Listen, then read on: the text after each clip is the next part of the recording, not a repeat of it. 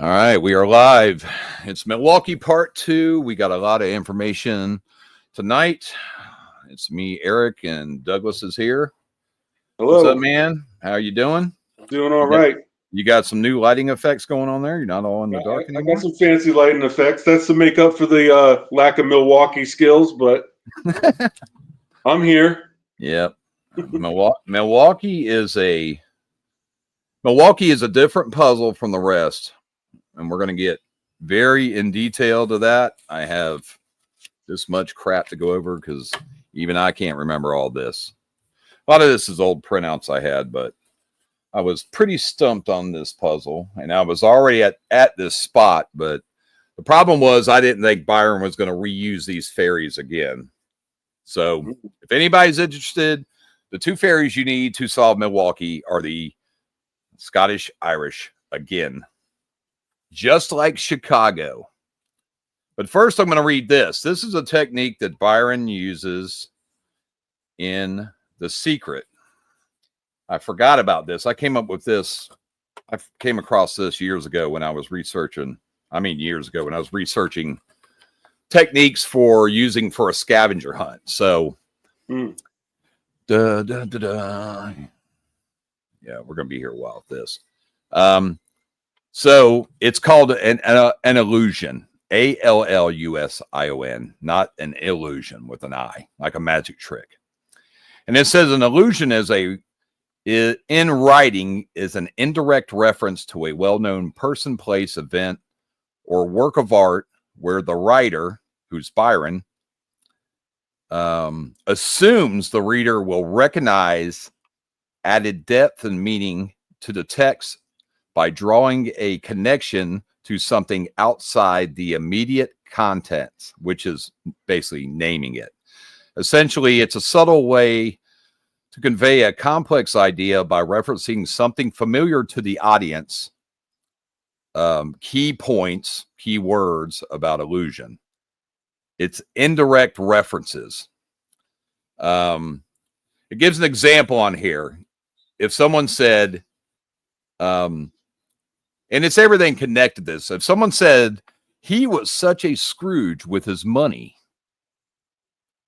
your money, Scrooge, and this alludes to the character Scrooge in Charles Dickens' A Christmas Carol, implying that person is stingy with money. This is exactly the techniques that are used in Milwaukee. And some of the connective people we have, we'll go ahead and start with that, is Abraham Lincoln and Thomas Jefferson. And we'll get to why and how they link to the Irish-Scottish people. And with Abraham Lincoln, I've got some seriously crazy history. And people have heard me in podcasts before. Charleston has a lot to do with that. It's about people that were inspired by other people. How we've talked on previous podcasts with Mark about Teddy. Two of Teddy's biggest inspirations, and the reason he's on Mount Rushmore with them, is Abraham Lincoln and George Washington. A lot of the ideals that he had as president, a lot of the stuff he did, were inspired by what those two did. This is a huge part of The Secret. It's hard to wrap your head around, but it is what it is. There's nothing easy about this.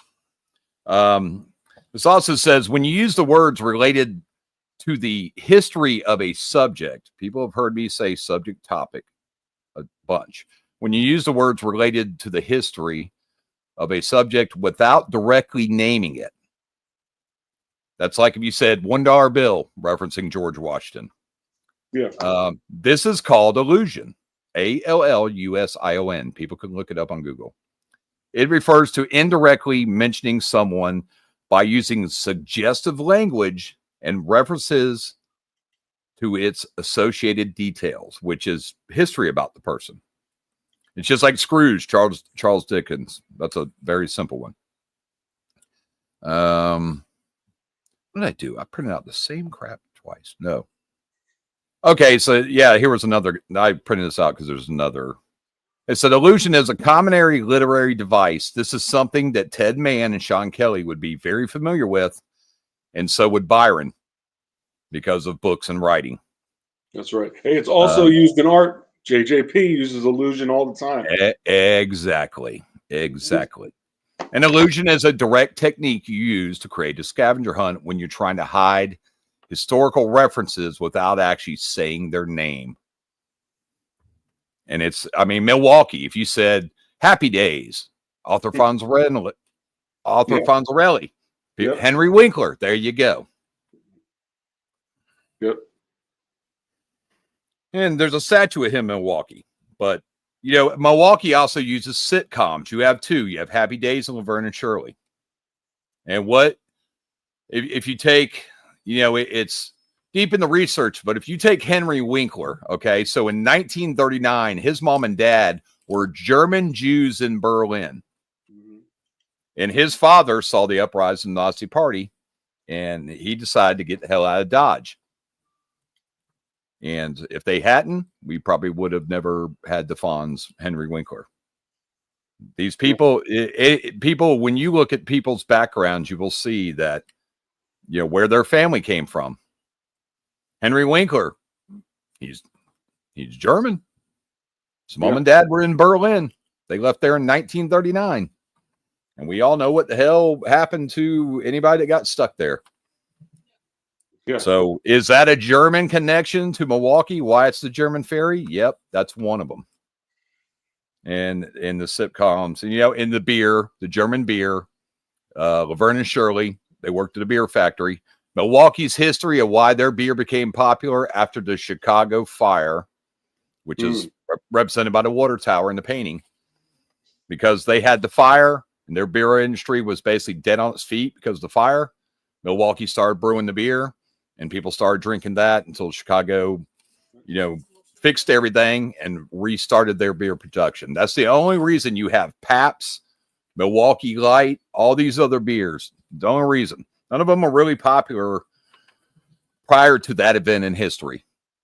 And we all know Scottish Irish were the two primary ferries that you needed to get to Grant, Lincoln, and of course Lincoln. And when I look at these people in the book, it's like Lincoln, he's British. He's of British descent. That's where his ancestors came from whenever they immigrated over. It doesn't matter if they were born here. It's where their family came from. And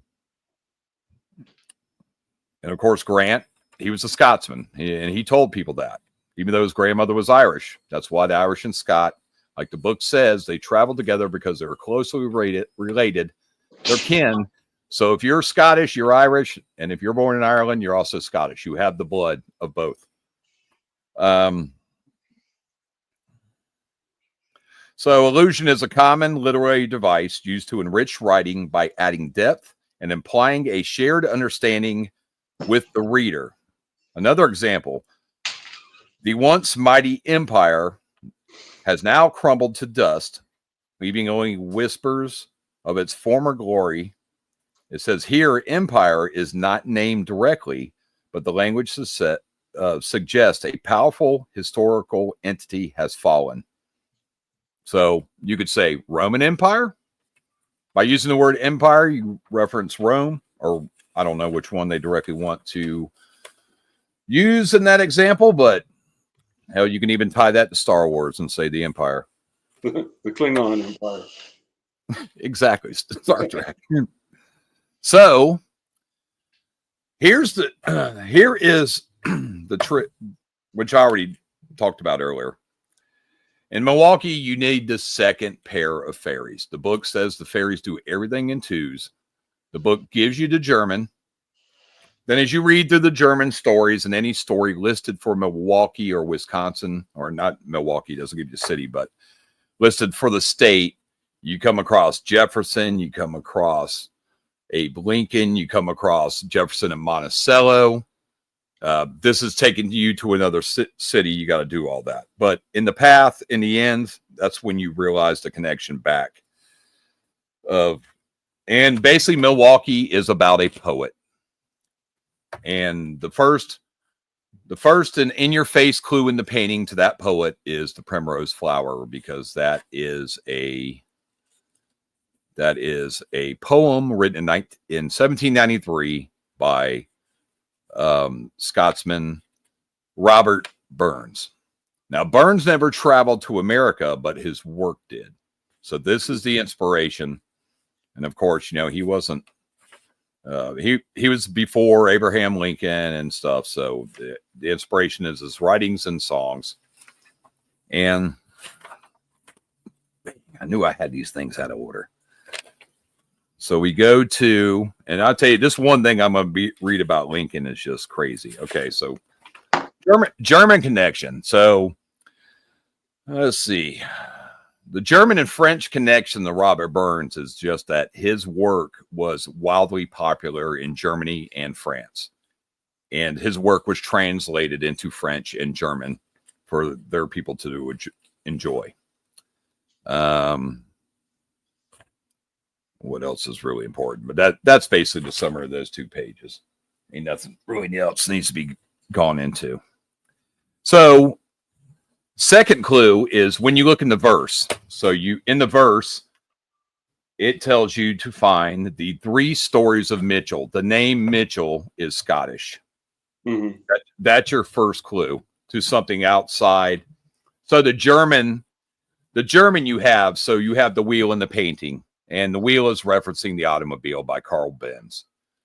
There was a big automobile industry also in Milwaukee, Racine, that area. Harley-Davidson motorcycles, Nash, Daimler, a bunch of manufacturers. And this is everything outside of Detroit, including connections to Boston, because that's where the first car in America by an American was built, was in Massachusetts. I don't remember. Might have been Springfield, maybe.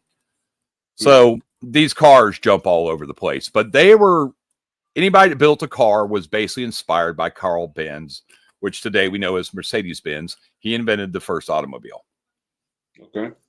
Okay. So the wheel also goes. So we got the 76 bike trail, which is what the Oakleaf Trail was called when Byron was there. It didn't become the Oakleaf Trail till 1996, but from 1976 to 1995, it was called the 76 Bike Trail. And we'll get that and that's 76 bike trails, a reference to 1776. So let's see where I'll start. So we got the lions. Everybody did John Michael, with the lions. Everybody thinks her face is kind of lion in the painting. I'm finally seeing that. I said, okay, I get that now. I see it. So when you look at the what damn sheet is this? Okay, so the Scottish and Irish have been important parts of Milwaukee's history, contributing to the city's culture, politics, and economy. So you had James Murray. He was the first permanent Scottish settler in Milwaukee in 1835. He was a painter, a glazier, real estate broker. Unreal estate broker. That story has to do with Abraham Lincoln as well. So there's going to be a clue to Milwaukee in the unreal estate broker, no matter what the back of the book tells you about where it comes from or area concentration. Irish. So we have Hans Crocker, a Dublin-born lawyer, journalist, businessman who helped launch the Milwaukee. He later became the city's mayor. Daniel Webster, I guess that's Hone, a socialist who served as mayor of Milwaukee from 1960 to 1940. So John Birch was also a socialist mayor of Milwaukee. So when you're looking at socialism in Germany, we all know where that's leading. Yep. I know other people out there don't like to talk about the German connection. Don't like to talk about the Nazis because they think Byron, because he was Jewish, and I believe Priest is his last name, Priss, is of German descent anyway. Yeah. Byron's not going to leave that history out. He is not going to leave that history out. So don't be afraid to talk about the Nazis. But the German ferry being in Milwaukee and John Birch, who was that socialist elected mayor, and you think, oh, how the hell did this, socialist, communism, Marxism, they're pretty much all the same, but it's not something you want in a democratic society. There's a story in the book that lists Indiana as an area of concentration because that's basically where the Socialist Party started. I don't remember which story it is, but there's one with the area of concentration is Indiana. I should have marked it in the book. I don't have time to look all of that. So, you know, this is another, you know, city where this is history. And all this stuff is pretty much in one area. So Lake Park, is it the correct place? Yeah. We're in the right place. So there's a bunch of, let's see, Alexander Mitchell, you know, he was born in Scotland and he became a prominent figure in Milwaukee's banking and insurance industries. He also served as Congress. You have Tom Barrett, an Irishman who served as mayor of Milwaukee. You got Irish Fest. Irish Fest is the world's largest Irish music, culture, cuisine festival, and it takes place annually in Milwaukee and probably countless other cities. So we get to the 3 stories of Mitchell. Let me get my book open here. So this is where we start. You're just breaking down the verse. You're breaking down the painting. So you see Milwaukee in the painting, the mill wheel, the walking stick, and the key. So the walking stick, that's a post I made today, was, if you look in the Screaming Mimi, it actually lists the word cane with flail and I think it's called a CUDGEL, cold gel, but these are all things used for spanking. And you notice in the verse, you also see beating in the world. Beating, spanking, all that connects. That we'll get to that later. So we have Alexander Mitchell. So Scottish immigrant, built the Mitchell Mansion in Milwaukee, which is known for all of its lion's heads all inside the house, which is helping you connect to the lion's face that I think could have been a little more prominent in the painting. It became the Wisconsin Lion Club. Also, I made a post about Margaret Reed Mitchell, who, after he died on a trip to New York, she moved here to Jacksonville, and the house she lived in San Marco is still there today, and she's buried over in that South Bank area of Jacksonville. Let's see. So he's the first Mitchell. The second Mitchell is probably Billy Mitchell. He's known as the father of the Air Force. So the Mitchell Mansion has a central staircase that has carved lions. The mansion's mahogany woodwork has 24 lion heads. The mansion is now home to Wisconsin Club Elite Social Club since World War One. I don't think nothing else in that is important. And then you have the Lion House, which is across the street from the Burns statue. Henry Mann and James Hummert are 2 owners of Milwaukee's Lion House and helped preserve the lions on the property. Henry Mann bought the Lion House in 1864 after a fire had destroyed the original home. He's the one that told the firefighters to save the lions, whatever else might burn, when another fire broke out in 1875. Also, John Johnson, who was related to the Mitchells, he purchased it. He's the one that put the second story on the house. So you got lions at the bridge at the North Point Lighthouse. You got lions at the Mitchell home. You got lions at the Lion House. So there's a lot of lion references. Let's see, I got that. Third story of Mitchell is author Margaret Mitchell. Now, she's in the story that has to do with Chicago. She's not, I can't find a direct relation, but she's a Mitchell just like Alexander Mitchell. And Alexander Mitchell, he came from, I don't know if I read that. I didn't have that actual city. What did I say? Edinburgh, Shire, Scotland. Yeah. So Margaret Mitchell's family came from the same exact town in Scotland. So they're probably related. I mean, all the Mitchells in the same town, Scotland. Of course, Mitchell was here. She wasn't born until 1900, and I think he died. I think he was already dead by then. Yeah, probably. So, good chance. But that drags you to Atlanta, Georgia. I made a post a little while before we started this. So the Milwaukee Braves, the Atlanta Braves used to be used to be called the Milwaukee Braves. So there's another team spirits attachment. I didn't even know that. I was like, wait.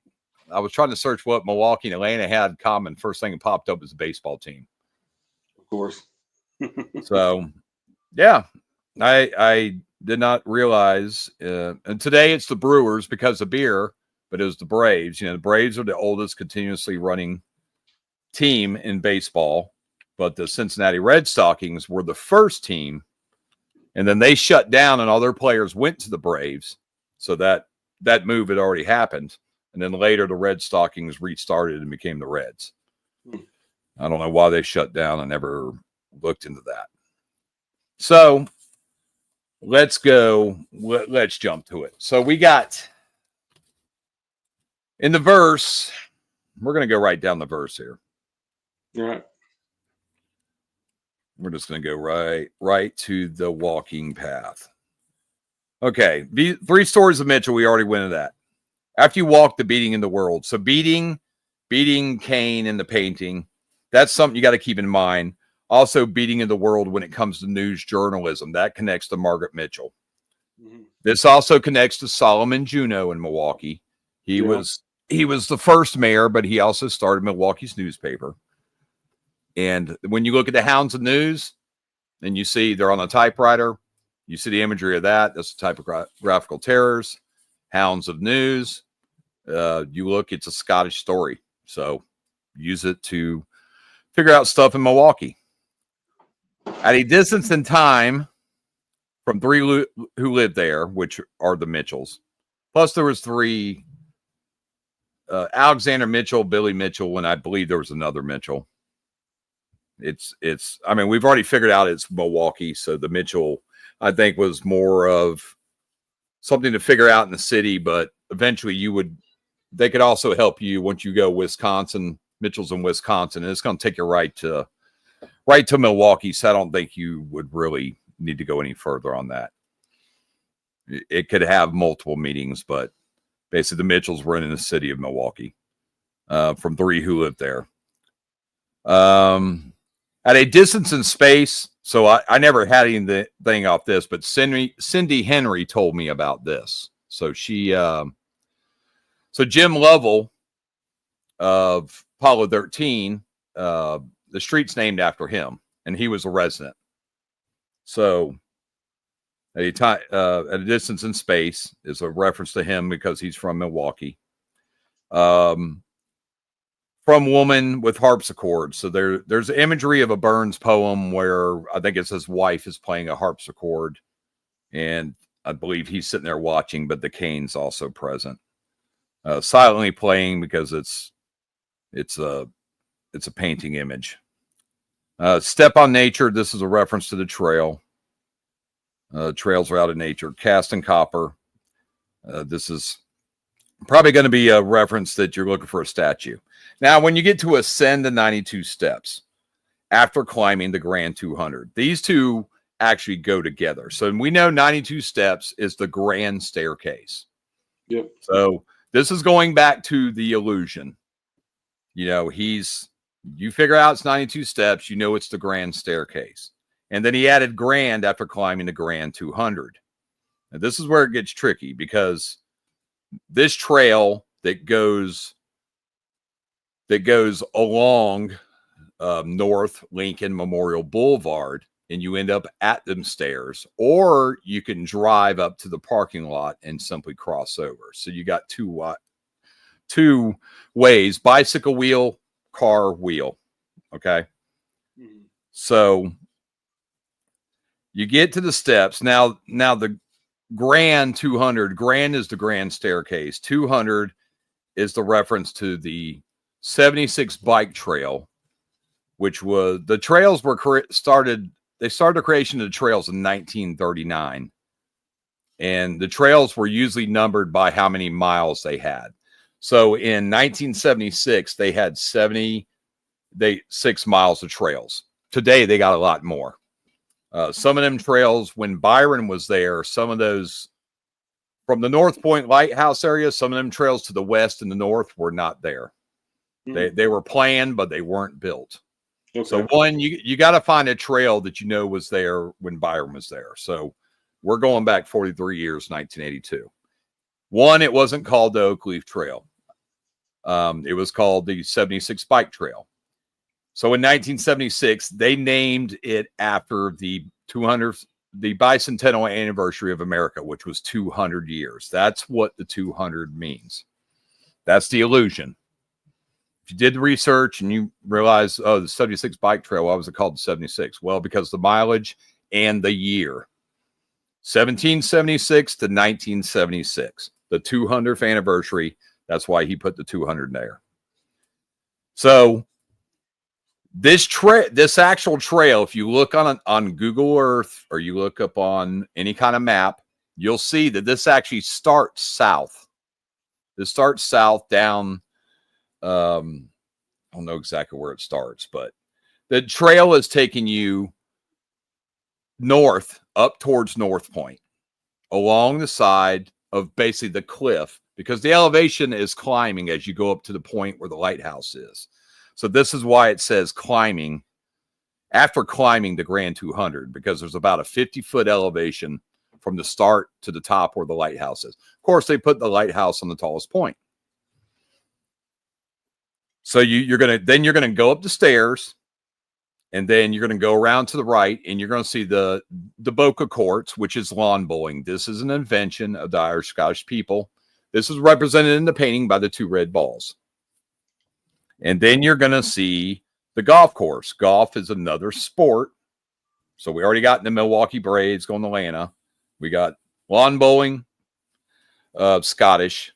And then you got golf, which is also Scottish. So the cane is also a club. There's a historical connection that I remember. I used to have a really old putter. I think it was my wife's.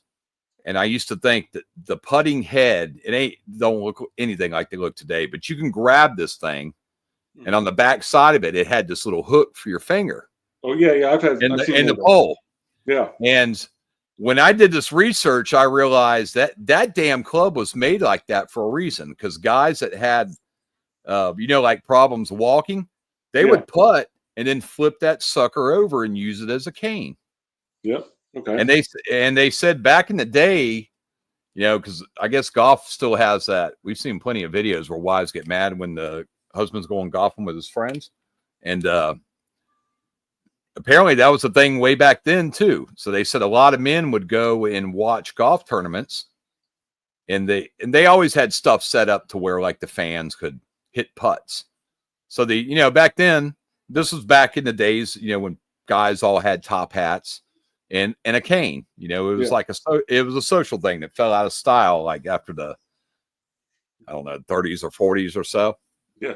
So when they got away from the wives at the tournament using their cane, they could walk up and start putting crap and then flip it back over when she was coming. That's one guy. One guy talked about it was used like that.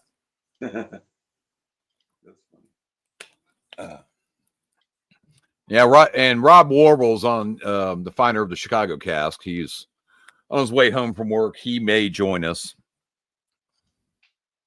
I'm figuring he's probably in transit. So, and also this verse is out of order. Some of this is out of order. So you have to jump back. I mean, step on nature, cast in copper. I mean, that could be anything. So you send the 92 steps after climbing that, and you see the golf course, Boca Ball. This is where you start making all your Irish-Scottish connections. Because even though golf is Scottish and the lawn bowling is Scottish, it's also Irish. Their immigration is connected. So it says pass the compass and reach the foot of the culvert. So when you're taking this path, you will pass the compass first. The compass illusion again. This is basically the north of the North Point Lighthouse, and reach the foot of the culvert, which is just south of it. So you're still walking this path. Below the bridge, walk 100 paces. Southeast is over rock and soil. So what I believe this means is you're coming in on the one side of the lighthouse, and then you're walking that ravine trail. And when you come out the other side, the Oak Leaf Trail is on both sides of it. So you're coming off one side of it, and they're going to come around to the south, and then they're going to merge into one. This is the loop, what's also called the loop. Now, if you look in the painting and you see her juggling this stuff in a circle, that's called a loop as well. So imagery of that, a lot of people, locals, they call it the loop trail today. Even though, let's see how far we are there. Below the bridge, walk 100 paces. If you had a 4-foot stride, that's going to be 400 feet. And then it's telling you southeast over rock and soil. So that trail, that's exactly the direction it goes. Once you pass the lighthouse, you came in northeast on the trail where it starts. You went up the stairs. You went around the loop. You came down the ravine. And now you're walking southeast. You're passing the lighthouse. Or you're past the lighthouse. To the first young birch. Okay, so birch has basically two definitions. It's a tree, and it's birching, which is basically means you're getting your ass whooped. That's in the Screaming Mimi at the bottom with the canes. I made a post about that yesterday. Now it says pass 3, stay west. This is where I think it's out of order. When it's telling you to pass 3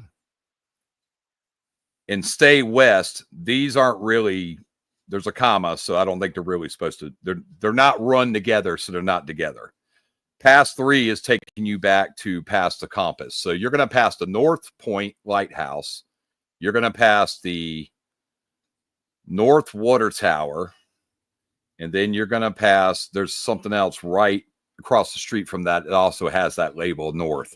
But you're still going south towards this area that's called, basically, it's associated with a wedge. First young birch, I just hope that's not a tree. It could be. Could be. Yeah, Milwaukee, that part of the country is very well known for the paper birch. Yes. Which I made a post about that. You'll see a letter from the country. Even back then, when this was a 76 trail, these trails were marked with a letter. If you look at, I posted one today, it shows the trails. Once the K trail, once the L trail, that's your letter. Country is basically just stuff you're going to see around. Of Wonderstone's hearth, and we know this has association to specific kind of stone. Proud Talled Fifth. Fifth has a liquor reference. We know all the liquor references in the book to the Irish Scot with the whiskey and everything else. Yep. But the Proud Tall Fifth. So fifth, this might be wordplay too, because the Robert Burns statue is sitting on a plinth of pink Scottish granite.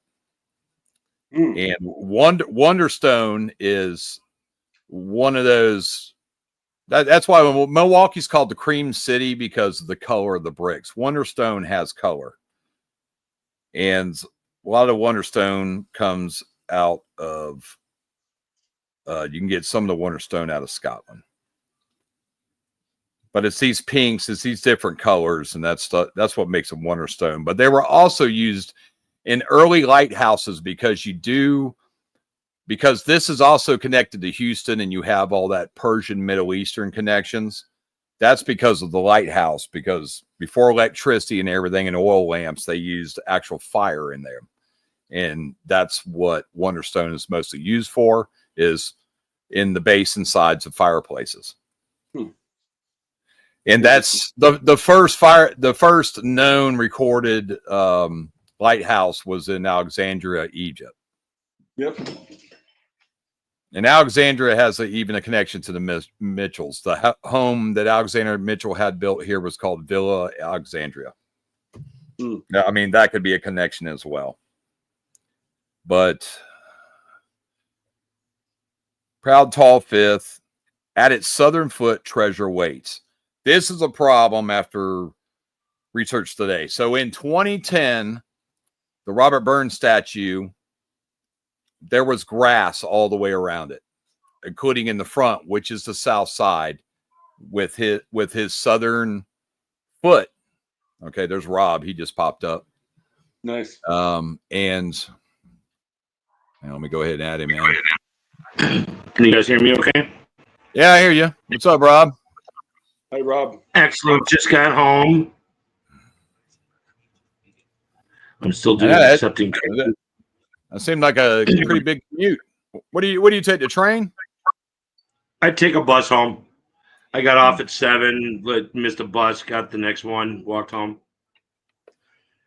Cool. You know what? Let me I just wanted to hook everything up. You guys keep talking. I'm gonna go grab the treasure and bring it out here and set it up. So right. if anybody wants to look at it.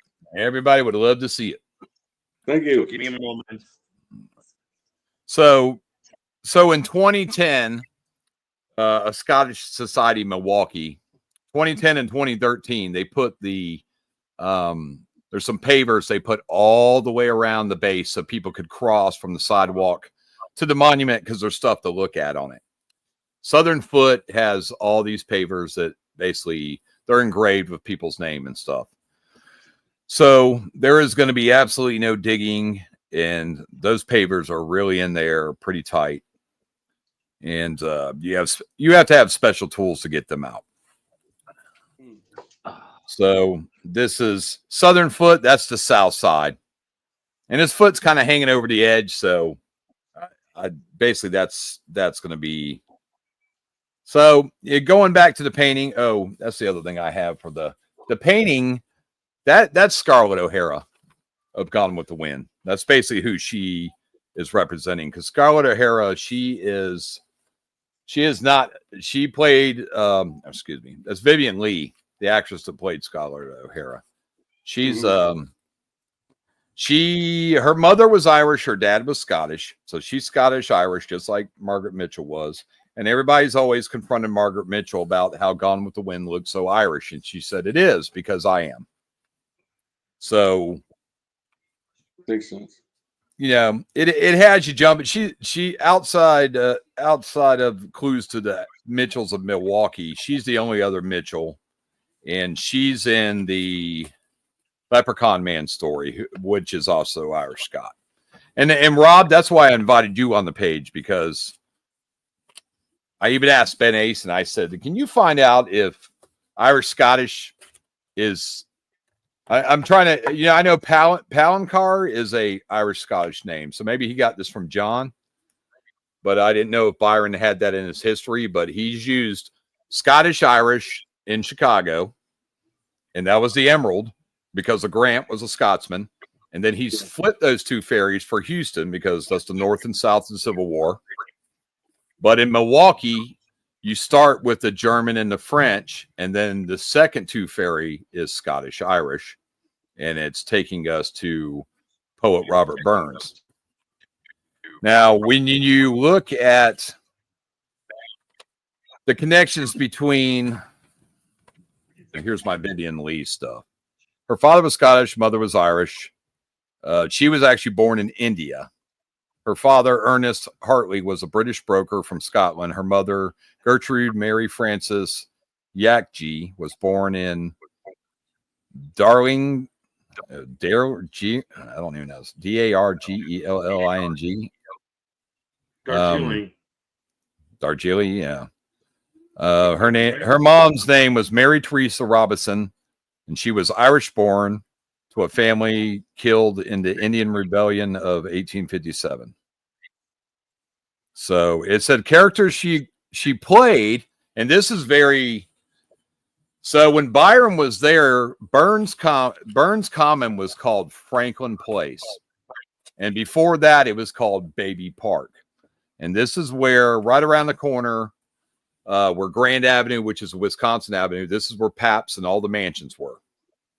And this is where the maids used to take the babies. to the same park, which today is called Burns Common. And today, and then you have not Abraham Lincoln, Benjamin Franklin. It was called Franklin Park because you got Franklin Avenue and all that stuff there. But today there's a art piece there called Cleopatra's Wedge. Now the wedge part of the sculpture is because Burns Common and Knapp Street basically splits Burns Common from where Robert Burns' statue is. But the park area is called a wedge. And so this is after Byron was there, but the sculptor knows because Robert Burns actually wrote about Cleopatra. So see, even when this sculpture came later, it has a meaning to Robert Burns, and that's why it's put in Burns Common. The wedge is to the park, and Cleopatra, and of course we know that's going to be the Middle Eastern stuff of the book that's attached in the book to the Irish Scot. And he wrote about Cleopatra, and I had that printed out somewhere.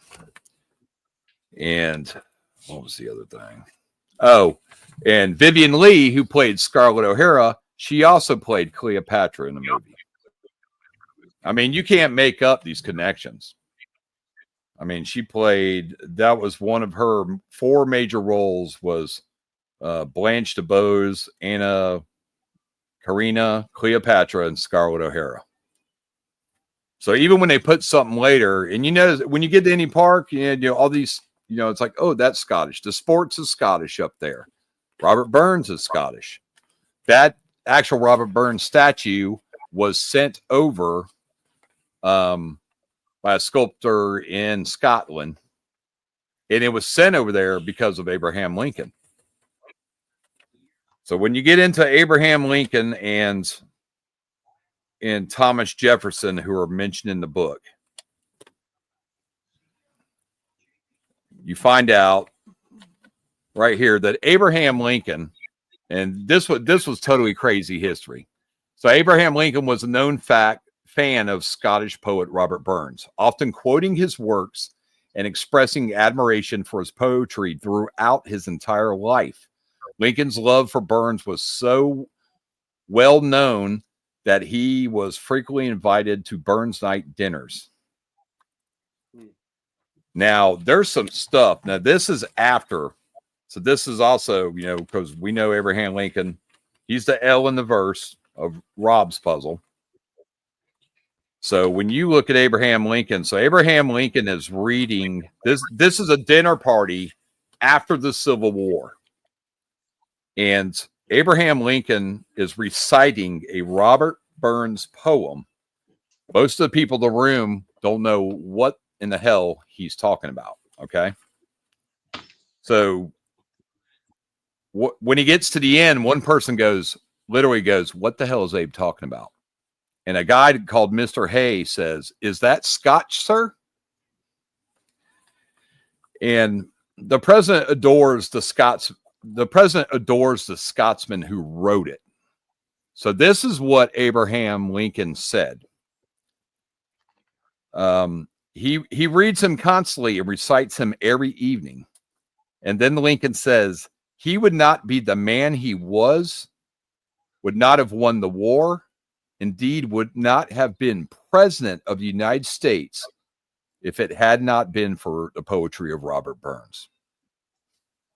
Now, this is incredible, incredible inspiration. Robert Burns and his ideas on slavery were basically, these were the sparks that lit Abraham Lincoln to write the Emancipation Proclamation. Burns was also big on human rights, women's rights too, which I think partially is the reason why a woman's being illustrated. That's the illusion clue or whatever, even in the imagery that they're using. And then here's the kicker, because we know in Chicago, Rob, Ulysses Grant was the first U.S. president. They're not sure if he went during or after his presidency. He was the first U.S. president to visit Ireland and Scotland. And he made this world tour, went all these places, right? I think it was after. Was it after? Yep. So as Lincoln concluded the poem, he turned to Hay and says, now we have won this great war, and I must make good on my promise to Scotland to pay homage to the men whom without everything, to the man who without everything would have been different, referring to Burns. He says, tomorrow I book my passage. And then it says, here's the kicker. It says, Lincoln never traveled to Scotland, but did have a strong connection to Scotland and his culture. And he never made that trip because he was killed at Ford's Theater, John Wilkes Booth. So he never made it to Scotland. But he was making plans to go over there because of Robert Burns and the Irish-Scottish soldiers of the Union of the Civil War, because there was a Irish-Scottish regiment of the Union, and there's one of the Confederacy. And in the Leprechaun Man, that's why it says Georgia. Part of that is Margaret Mitchell. And she wrote Gone with the Wind based on stories she heard from her relatives about what it was, because she was born in 1900. So she's still hearing Civil War stories. That was the idea she had, was based on those stories. And that had a lot to do with her writing, was stories she'd heard from her family, some of which were still alive at the time and probably spoke about the Civil War. But Georgia also had that's where the Irish-Scottish regiment of the Civil War was based, in Georgia. So this stuff connects all over the place. But Abraham Lincoln's speaking about a poet like this that he's never met. It just shows Robert Burns' influence. And in the later years of his life, he got into politics, and that's where he started. He started talking about slavery and injustice and all that stuff. Now, how the hell did Mark get on here? Mark just popped up. Let him in. Now he's there. Hey, we weren't expecting you, man.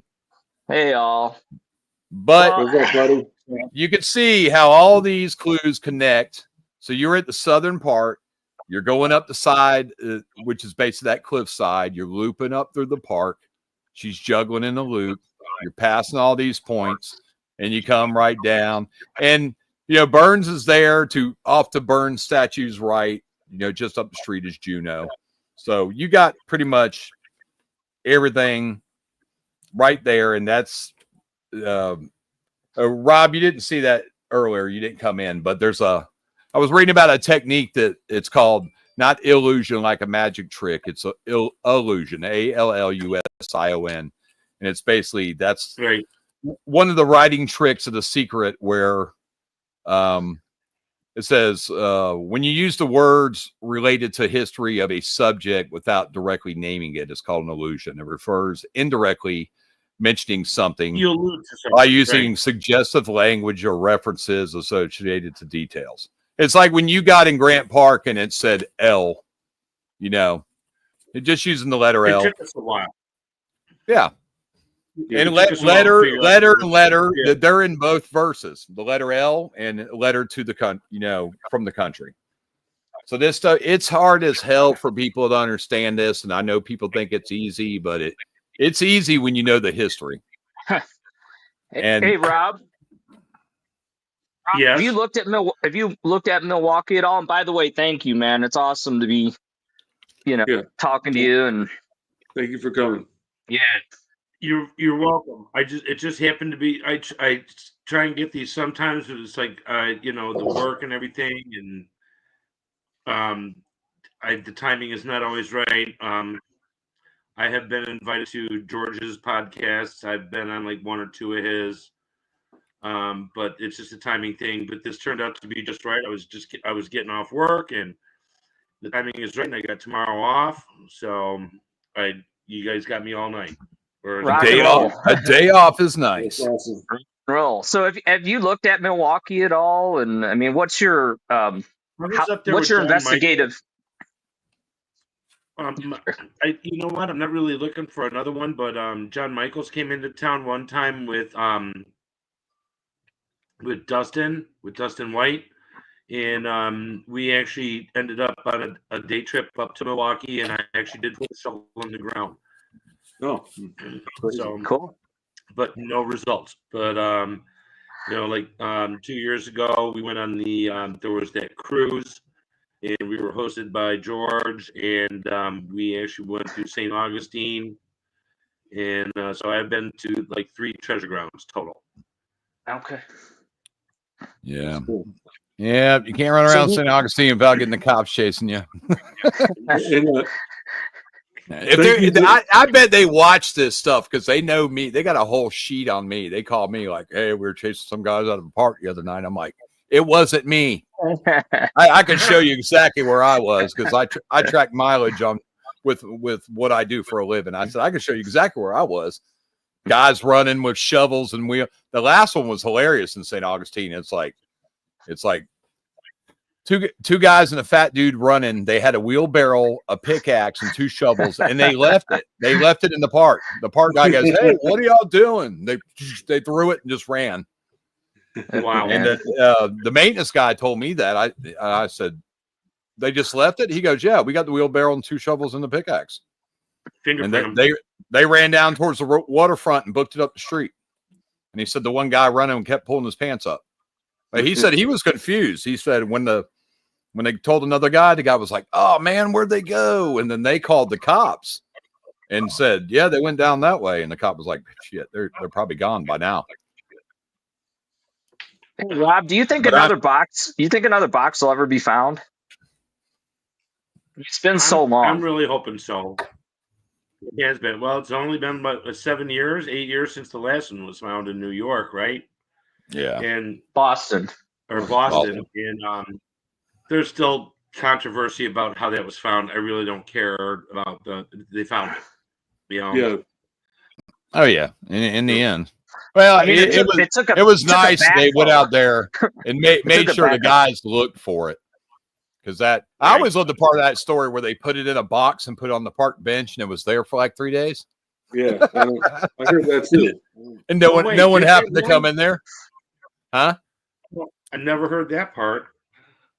Yeah, they told that on one of the shows that when he said it, is this what the guy was looking for? And no, it's when I guess the guy Crew Pat had talked to came back and he said he looked over like, "Where is it?" And they're going, "Oh, it's in the box on the bench."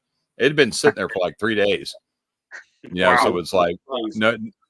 If anybody jumped the fence, like, oh damn, they already dug. Oh, here it is. On the show, I saw him dig it up. What are you talking about? Oh, that's fake. That's the magic. That's the magic of TV. They probably buried it and redug it up. Oh yeah, yeah. If Rob had not had reporters, do his night, that Josh would have recreated that too. Let's bury it and dig it up. Yeah. I mean, that started a bunch of crap. The reenactment they did, and all that stuff. Everybody, oh man, there's another box and this. But Rob, you're the center of that, where 90% of the people go, you don't need a book. All you need is pay and poem, because you guys and it did not claim you didn't use the book at all.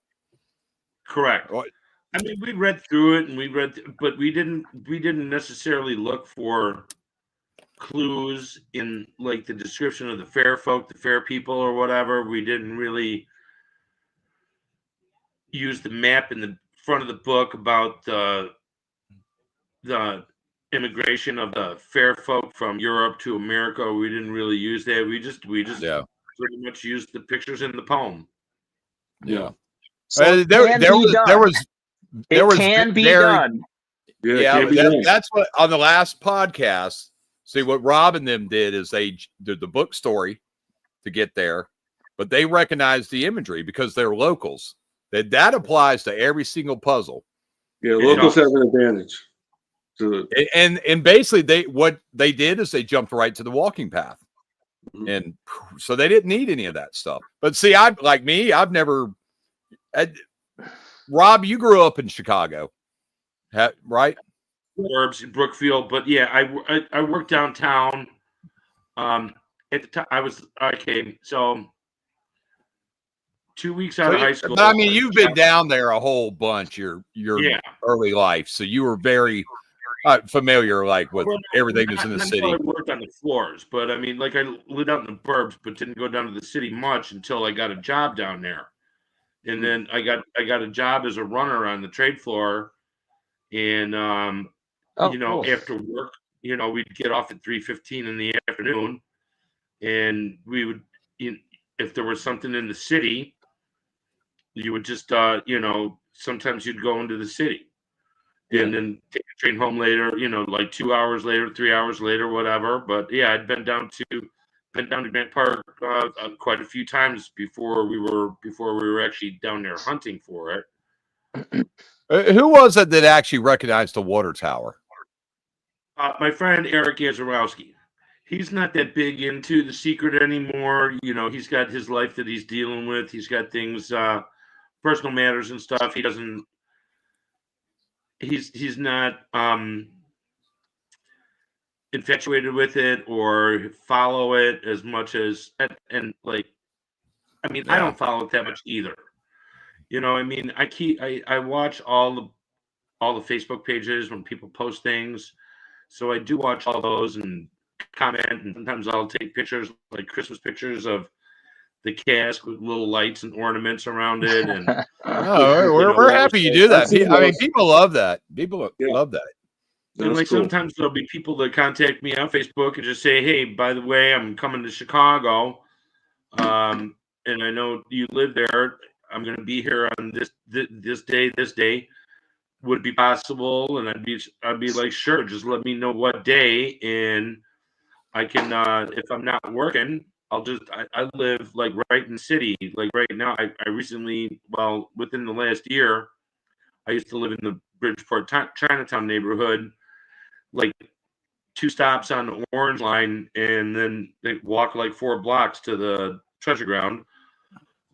Now I live in an area called Westtown, so I take a bus to the Blue Line into the city just real quick. I could be downtown in half an hour. So that's awesome, man. That's really awesome. Sure, and well, you know what? I remember in the very beginning when it was on Facebook, and I got like messages. There was one from like, if just going to we can sell jam and we'll pay for your ticket. And I'm like, actually, the gem isn't worth all that much. Okay, quick story. When we got the emerald, when I lived in Riverside, which is like a western burb near Brookfield, like 2 towns over from Brookfield. Mm-hmm. There were times when people would come over and I'd tell them about the treasure and I'd pull it out and I'd show them the emerald and everything. And then one time I went to go pull it out and the emerald was missing. The roommate that I had at the time, he had personal demons, let's say issues with, I'm just going to say he had drug issues. And I asked him about it. He denied it. I have no proof that he ever took it, so I couldn't really do anything. So I went for a long time without having an emerald. I just had the story in the cask and, the book and everything. Then some years later, unfortunately, he ended up killing himself. And I knew I would never get the emerald back. And then when Josh wanted the film, I still didn't have the emerald. And I knew a jeweler on Jewelers Row on like Wabash Street down in the Loop. And I asked him, I had a copy of the assessment of the jewel. It was like 0.87 carat emerald cut emerald. The original was not a great quality. There were actually what do you call them? Collusions. There was you could see like little, God, what do you call it in a gemstone when there's Yeah, perfect they were Imperfections. dirty.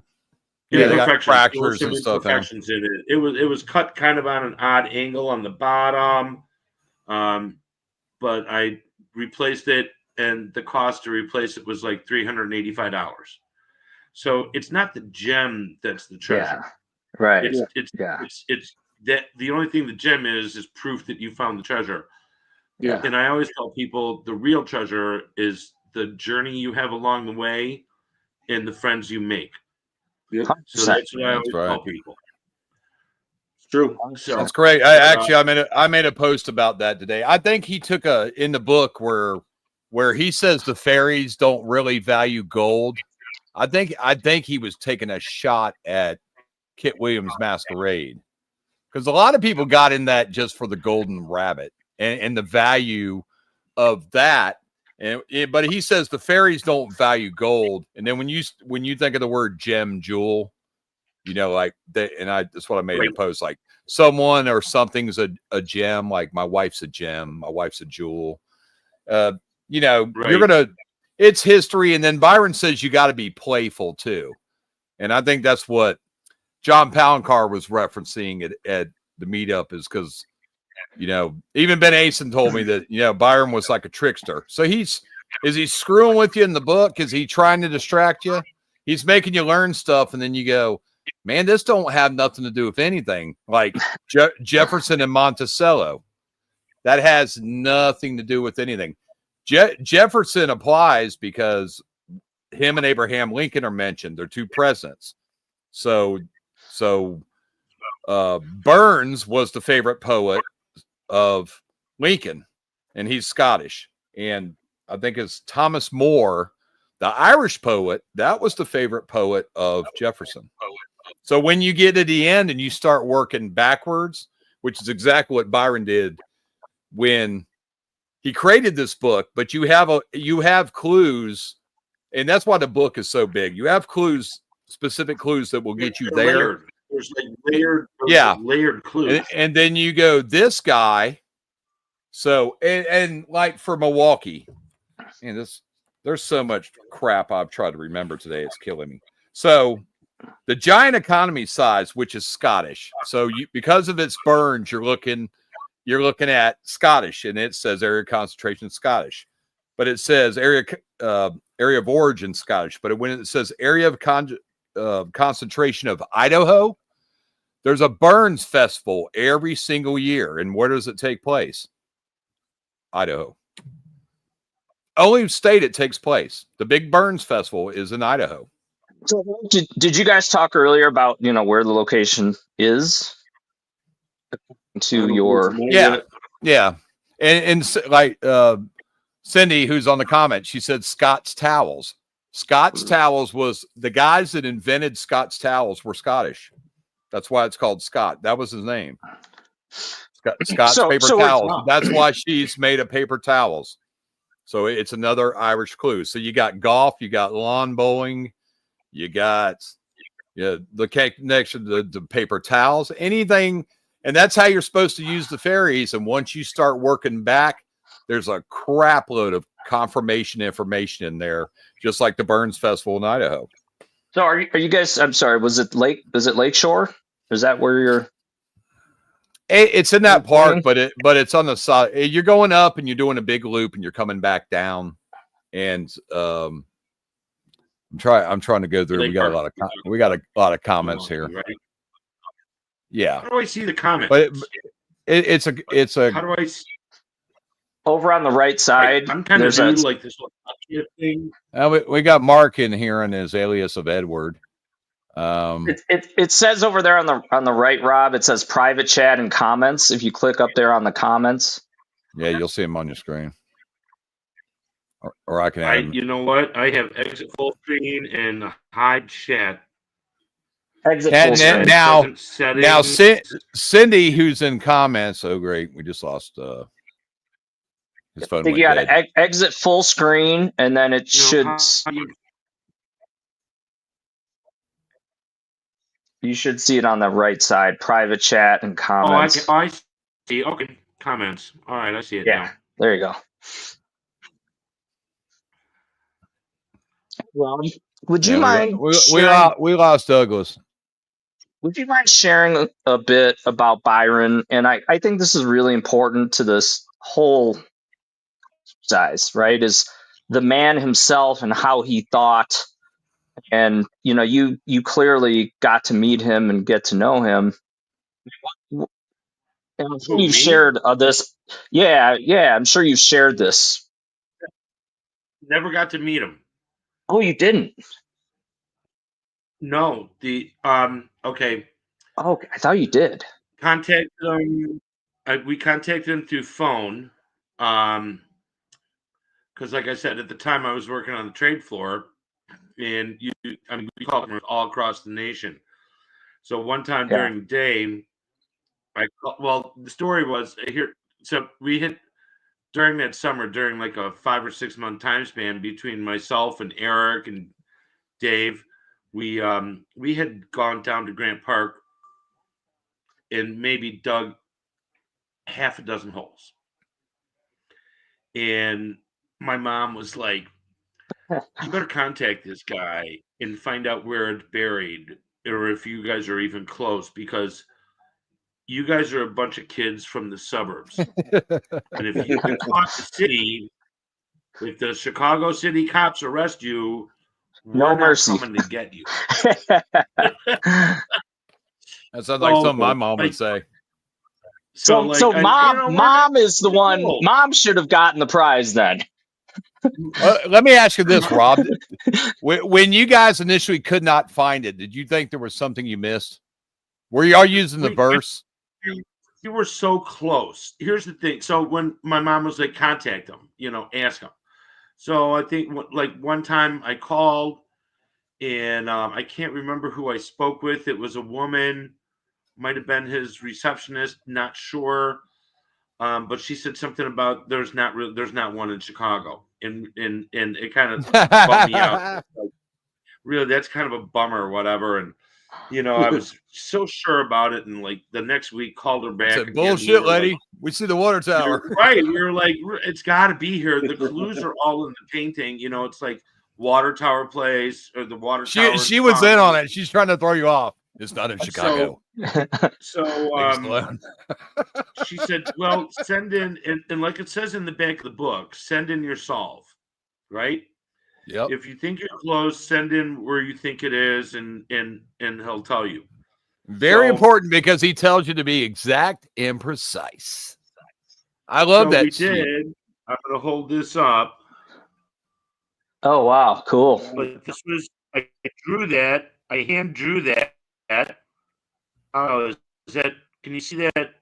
Yeah. Forward? Yeah. Or is it mirrored? No, it's good. No, we see it good. Is it mirrored or is it? No. Go a little to your left. I hand drew this back. Yeah. Yeah, that's cool. Yeah. So I can tell by that drawing y'all aren't playing. So we hand drew that. It's like, hey man, we can't find this crap. Yeah, no kidding. So that looks like the map room from Raiders. So I sent it in. Right, exactly. And I was about to ask you what architect you hired to draw that. Actually, I took an architecture class in high school, so I had like a couple. Oh, I could tell. Yeah, protractors, all that. Protractors, all that. But so I sent it in to him with a letter explaining how we were so close, and he sent back a letter with his, letterhead on it, and basically the contents of the letter were like, you guys are so close, you're like right on top of it. I can't understand why you can't find it. And he sent a Polaroid of when he buried it. He sent a Polaroid of the freshly turned dirt, where he had just buried it. So like 4 or 5 guys I had a 73 Chevy Vega hatchback that was rust colored so that you couldn't see the rust, because my dad gave it to me. My dad gave me the car. And so 5 guys shoved in the back of a Chevy, Chevy Vega hatchback with like a pickaxe and 3 shovels, right? And we went down to the spot we're looking at the photo, and like I can't remember what all was in the photo, if the fence was there or the archway was there, but we were so close, and we dug this hole, and we were digging, and we were digging, and we were digging so much that we were standing in the hole, and we were taking turns. And my one So friend, you were just you're widening it out, like as far like from that spot. yeah. So we were like, we were digging in the one spot, and it got wider and wider, and it got deeper and deeper. Like I said, we Cue were the standing in the Indiana hole. Jones music. Dun dun dun. And I how haven't- fast does it take y'all to get tired of that? Well, here's the thing. My one friend who was digging, he was the last one in the hole, and he said, "I'm tired of this shit." And he threw the shovel at the side of the wall, and that's when the little piece of dirt fell off, and that's when we got man. that. That is the most iconic photo. Wow. Right. And did you guys measure how deep that actually was? You know what? Actually, I believe Dustin White, with the dimensions of the box. Yeah, I had it probably to top about 15, 16 inches, maybe. It's actually about 2.5 feet down. It's about That's far. 2.5 feet That's down. far. So it That is was very like far. right on what Byron said in the book. So yeah, we and we screamed like little girls. Y'all all Sorry. an angry shovel throw changed history. It did. I mean, that's crazy. Did you ever see any evidence that anybody else was out there besides you? No. Did anybody just walk up and y'all probably had the only book in Chicago? We probably did. I don't think during the time that we went down there on our different excursions down to the park that we saw anybody else looking for it. And also, this was also the first year the book was out. So we found it, like the book came out in what, 82, and we dug it up in 83. Yeah. So I'm pretty sure there was a lot of confused ass people out there. I mean, as we were digging, people were like looking at us like we were crazy and stuff. Yeah. You know. Oh, yeah. Here's the other thing about digging too, is when we were done, we covered up our hole, just like the fair folk told you to. You know, and I've seen no trace. Leave no trace. And that's another thing that I learned in the military too. Leave no trace. So nobody can tell you were there. So when I see pictures on the Facebook pages of, people like, oh, somebody was digging here and they left a shitty hole, and it's just, it upsets me when I see people doing that. Yeah. Dude, I can't. When I gave away part of Charleston, which was that Do-Si-Do statue by William Hirsch, I went back there like 3 weeks later, and there was a big hole on the front and the back. They had gotten all into the foundation of the statue. Yeah. Oh my goodness. And next time I came back, they had laid grass everywhere, and I knew they seen it. Like chunks of the concrete were coming out. It's like, if you can't dig here, how the hell was Byron able to dig here? You're like running into the footer of this monument. And they were just chipping it up. It was so obvious somebody had dug there. And I was like, and then did they fill it? No, they were actually throwing the dirt. I said, hey, Rob. Yeah. So I think you mentioned something extremely important here. And I'm not a huge conspiracy theory guy, but really, because I am. Here it comes. They're fun. They're fun. You got the little buzzer going there, so you can buzz me, Eric. Okay, so No. I want you guys to think about this just for a second. What Rob shared. What Rob said was, they contact Byron. He's got Polaroids of the spot. So that's what I want to know. Where are the Polaroids? So, folks, do you think he just happened to have one of Chicago, or is there a stash of these somewhere? When the guy, sort of accidentally perishes, rest his soul, do you throw out all of his stuff? Saying there's some stories about that. Yeah, Sandy, I think Sandy, when she was going through his clothes, she found a sheet of paper in one of his, I guess, suit pockets, and it had a list of coordinates.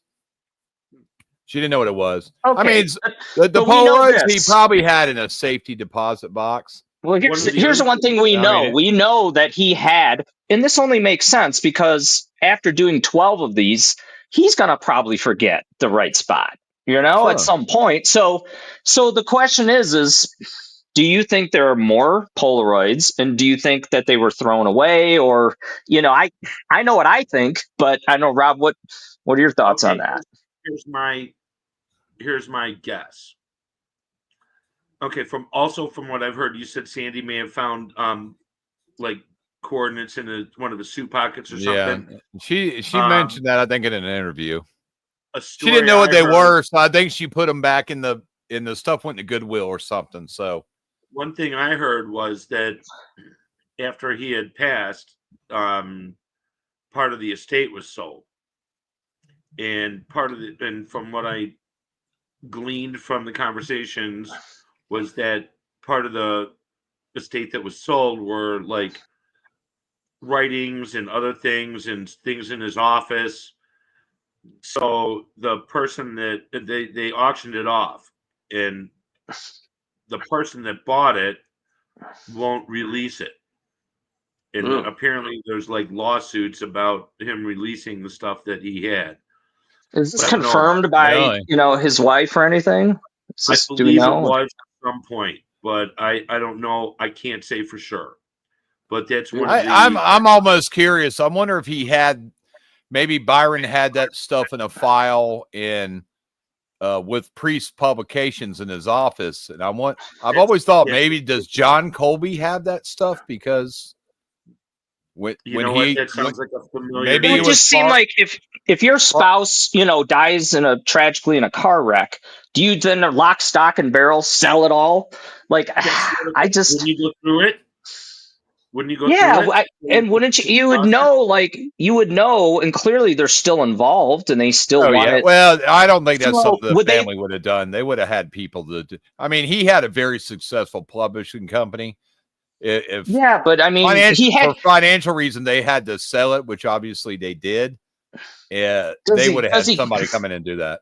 But does he keep this, stuff in an office, or does he keep it at home? And then his spouse would have, she would be able to go in and get anything of his. So I think it's odd to think that. Well, first of all, I personally think if there's a photo, I've never heard this story, Rob, so thanks for sharing it. But if there's one, there's more. Well, is this something likely that someone looks at and says, well, we don't need these anymore? Some collector would like it, and they sell it. It could be in a storage unit somewhere. It's like the mail-in saw Rob was talking about. He says there, like, if you say, hey, I've discovered a location, but I can't go. And Byron says he would send someone to recover it. I'll mail you to Jim, and then whether that's why I always figured, like, was there someone else that, and there's always been that rumor out there that there was someone else that knows everything, which I think more likely that's going to be JJP. If JJP's going to do security at the dig spots, he at least knows that. He might not know the path to get there, but he knows where they're buried. Then again, when we were in New York for the Boston for the Boston reveal, I think John Jude said something to the effect of, they asked him if he knew, and he said, no, I burned everything like a good spy would. Yeah. So he had, if he knew, it would only be in his head. Yeah. He probably wouldn't have any. Think about this, right? Well, I know. So Byron would have taken pictures, right, of the location. So JJP can create the paintings that have some imagery alongside of where the box is buried, right? So I'm just using this as for example. I think the San Francisco one is buried like right by the Golden Gate Bridge, and I've shown that. Yeah, it is. So if I'm JJP, if I'm JJP, or I've got a view of, let's say, the Statue of Liberty or what it is, like if he's got the Golden Gate Bridge as the background of where the box is, he would remember, hey, there was I drew from a picture that included the Golden Gate Bridge right there, right?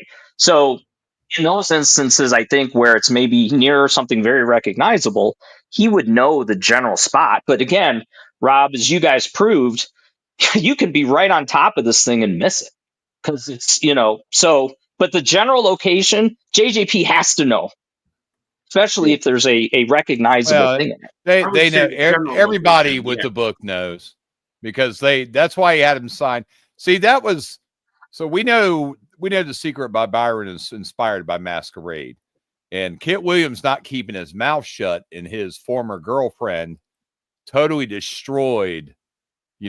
She's, hey, what you know where this golden rabbit is, and they figured that out later, and he had to give it to the guys that really solved it. So Byron knew, hey, you guys got to be quiet, and plus, a lot of these people he involved in this are, still his good friends today, even though he's been gone, literally 20 years. This year will be 20 years.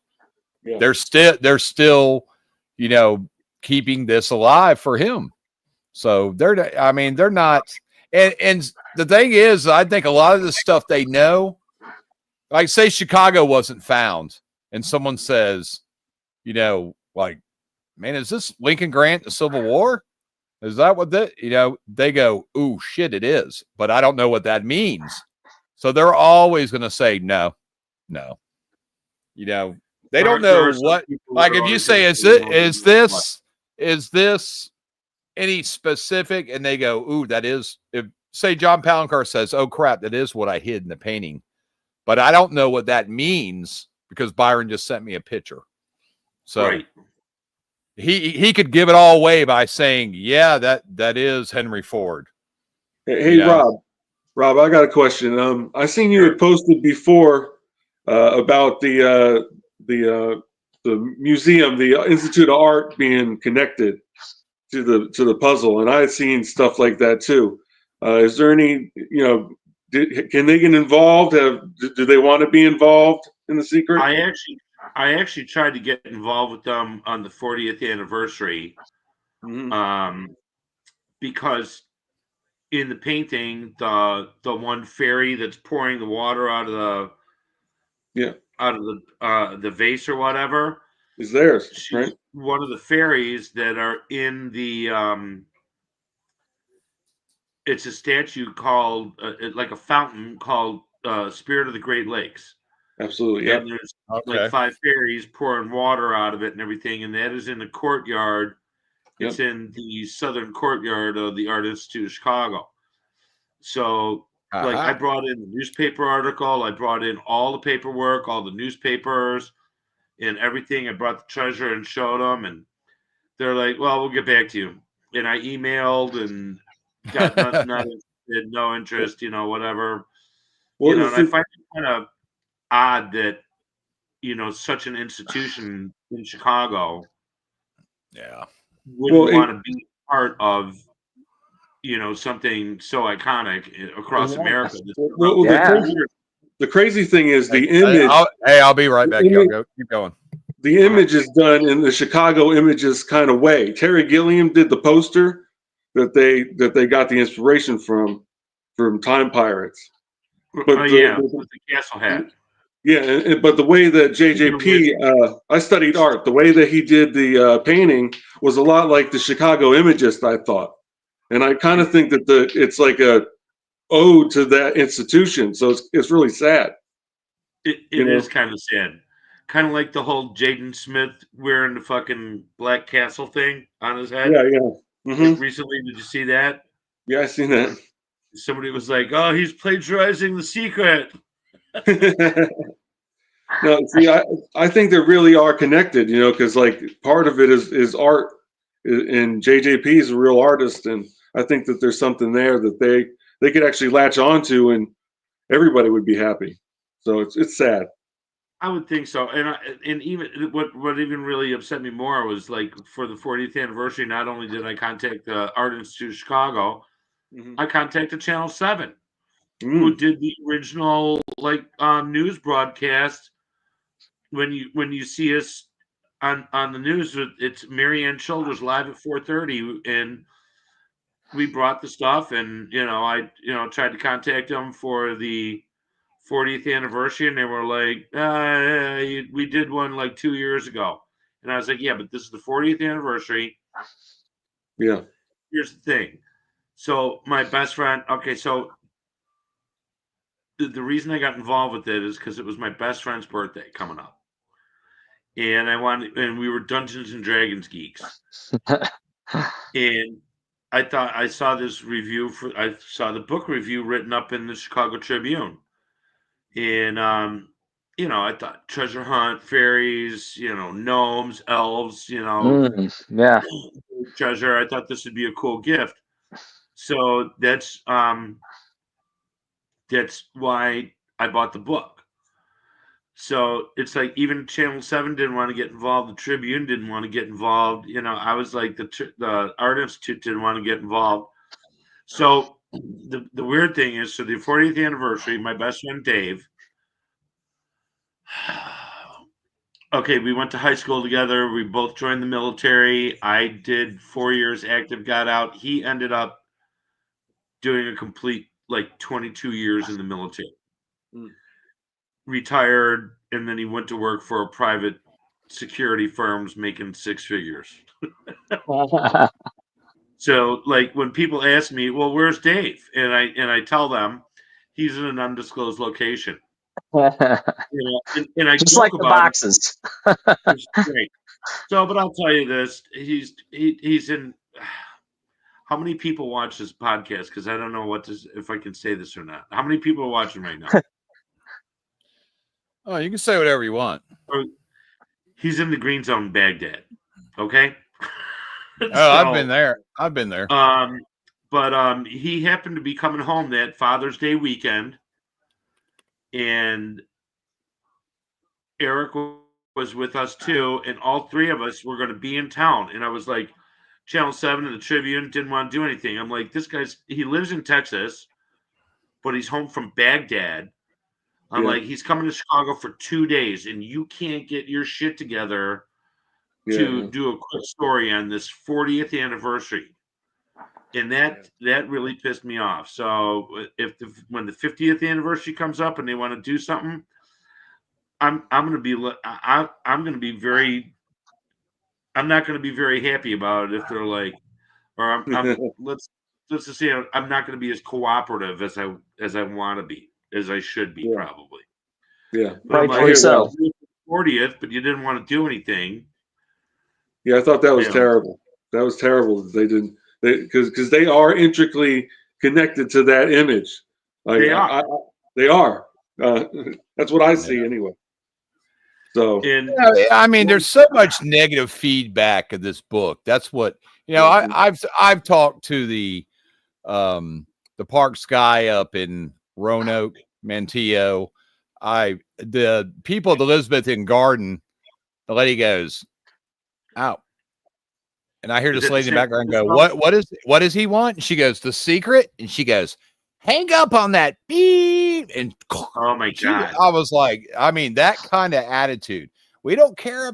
When I went to St. Augustine City Hall, they wouldn't even let me in there to talk to the damn city manager. The lady's like, we don't want anything to do with the secret. If we catch you digging, you're going to jail. And I was like, I can't at least come in and talk to somebody. If they were smart, they would figure out a way to monetize this and increase tourism, right? Yeah. Well, even when I talked to one guy was Thomas Quinn. He's not with Josh Gates' show anymore. The other guy I still talk to, he said, man, there's a lot of shows they were planning to do, but these cities are like, we don't want anything to do with you. And it's because of the damage. Yeah, they don't want any damn thing. And when I was in St. Augustine, I was like, hey, Josh Gates will come here. He'll put, his show alone. He'll say, hey, St. Augustine. He always shows like stuff around the city and stuff, tourism. Right. And I said, people will come here. I've talked to so many people. They've traveled from Canada, Oregon, California, just to come to St. Augustine to look around at clues. Look at San Francisco, right? Those guys have figured out a way. They're smart. So if you want to, think about this, right? I think most people are legitimate or would love to be legitimate in terms of looking for the boxes. They figured out a way to do it. So I applaud those guys for that. Now, it's not in a city park. It's actually in the national park. But nonetheless, they've got a way if you can go and dig, I think, for an hour, right? There's permits or something, right? Yeah, you have to apply and all this, but people do that because they want to be legit. They don't want to sneak around like I've done. Maybe you guys have done. And, so anyway, I'm just saying, like, somebody smart who's thinking about this could figure this out, find a way to monetize it or talk about it and do it in a way that it's like, people would want to come and see what this is all about. And they want to see the city too. Yeah. That's the thing. Don't nobody go out there and get arrested. There's been people that have been arrested on national parks. It's like, get off these property. It's like, it's either the guy that got arrested at Wright Brothers Memorial or the guy that's in broad daylight at the fort in St. Augustine with a metal detector, a probe, and a shovel. I mean, the parks guys were like, what in the hell are you doing? I'm digging for the secret. He's probably going, look. It's like, put your hands behind your back, idiot. And literally, their office is right across the street from the fort. So they could they're probably sitting there like drinking their damn coffee like, the hell's this guy doing? Is he real? Hey, Rob, did you guys go in disguise at all? Construction workers or? No, never. But you did go late at night? No, broad daylight. Oh, really? Did anybody ever say anything to you? No, I mean, we got a couple looks every once in a while. What are you digging for? We're burying the body. Get out of here. Mind your own business. Hey, Rob. Okay, so after we Chicago. we dug it up, I'm driving everybody home. And we were going through we headed west to drop off our friend that lived near Melrose Park, and then we dropped him off in Melrose Park, and then we're driving through Melrose Park, and my one friend in the back seat was jumping around. He was all excited, and 4 teenage boys in a fucking Chevy Vega, right, bouncing around. We're at a traffic light. We're at a stoplight. And there was a cop car behind us. And I was like, Danny, calm down. There's a cop behind us. And he was like, bouncing around. Try not to look light suspicious. Green, light turns green, and I start going, and the lights came on. Oh, wow. So I pulled over, and you got shovels and crap in the car. We got shovels and axes and pickaxe. He's like, let me take down your license plate. Just wait here. And so we're standing outside the car. This is before people were like, cops were like, stay in the car and all that. So we got out of the car and we're all just standing there. And he goes, I want to talk to that guy. Well, we told him the whole story about it. We showed it to him and everything. Mm-hmm. And he was like, let me talk to that guy. And he meant my friend Danny, who was bouncing around in the back seat. He'd separate you guys. And so my friend Danny walks up to he's got a cigarette and he's like, he leans on the cop car and he's like, yeah, so what do you want? Oh my God. The cop eventually let us go, and he said, just don't break any rules, just go home. And we were like, all right, cool. So that was the story with the cops. That was the only time we got involved with the cops. We'd already see, folks, the cops will be involved if you're going to dig up, right? I mean, they'll be involved somehow. Maybe at some point. Well, the guys in Cleveland, they didn't have any cops involved, so they were like, that's true. Hey, how do you think he did it? Was he there during the night? How do you think Byron did it? During the nighttime, during the daytime? The story was like he went during the day and he wore like an orange vest with a worker helmet or whatever, and he had like a little pylon that's set up. Mm-hmm. So it looked like he was part of the park district. covert operations. Yeah, and You he know, could have broad dug real daylight. easy back there. Hmm. Yeah, I mean, it's so open, you can see anybody coming, and they're at distance, so they really can't tell what you're doing. So if Yeah, you that's- notice these guys that are knocking down these gangs that are going and knocking down like Patrick Mahomes, or there was a huge robbery here in Denver at one of these jewelry stores. Like in the mall, they took like $12 million of stuff, but that's the way they go in. They go in with Wow. orange vests and helmets, and no Yeah. one thinks anything differently. No one Yep. thinks to ask these guys, "Are you really a construction worker?" They just assume. And so they know, like, people who dress like that. We you had just- one here locally. The guy they showed him on the ring cam. I think it was in St. Johns County, but he's got an orange vest and a clipboard, and he's up on their porch looking around and boom, boom, kicking in the door, acting You like never he's question door to door surveying. Yeah, they come to the door. They come to my house like they go, "Hey, you want a roof inspection?" I go, "Dude, my roof's metal. Nope. Get the hell out of off my property." It's like, "Oh, you still get it inspected. It might need to be." I said, "It's metal. It's not going anywhere." It's like, Right. get a metal roof. Get rid of the shingles. They last forever. You got to go up there and paint them sometimes. But that's So, Rob, don't you think, like, the landscape has changed where these boxes are? I think a lot of them have. They just through either natural or man-made changes in that. I mean, you do have to like be really smart about this, or else we're never going to get these things, right? Meaning, you do have to maybe run an operation to get to the box ultimately, because Yep. you either can't get permission, and so I look at that this way. A lot of these cities, they really don't have a clue if the box is really even there. So if you take it, Josh Gates will find you, and then just tell Josh, go in there and make sure I'm not going to get arrested. Right. If they want to do a story on this, and we're going to spotlight your city. The city officials will be happy with that. Yeah, watch out for Charleston. Charleston will get you though.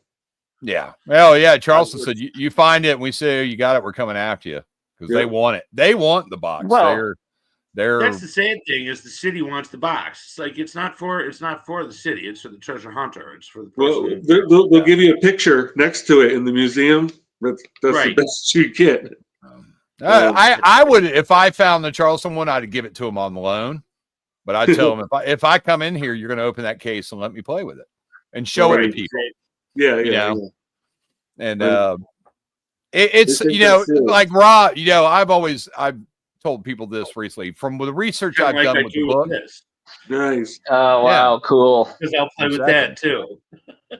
Were you able to fix it after it got broken? Oh yeah. Was it in plexiglass or no? Can you see the crack right there? Yeah. Wow. Yeah. It did crack. When I went on the cruise like 2 years ago, I was with George and we bought some epoxy and we epoxied that back together. And it held. And people were like, that's "Oh, good. you must Thank be God. so devastated." And I'm like, "Oh, I wanted to ask you, since the lid broke, was anything in there? Burlap, metal?" No, I actually have pictures somewhere on my other computer that I can't get to work right now. But I think I put everything on like a 3 terabyte external hard drive, but I got pictures of it, and it's very thin. There's no burlap or anything like the one. What was the one in Boston? Boston had burlap. Yeah, this one no burlap. Rob, was it in a plexiglass box? Or It was. And this it is the was. box. Yeah, that's what I thought. So- Okay. Yeah. In that box. So How's that plexiglass held up? Is it still? Yeah. Is it still Still clear and pretty everything? solid. How thick is it? How did he attach the sides to that? 1/8 of an Is it- inch. Did don't he know. like epoxy that thing together, or does it look like it was made Yeah, you by can a see company? the epoxy on the inside. Oh, okay. Because You I think have a. do you Go think ahead, Douglas. they're all broken now though?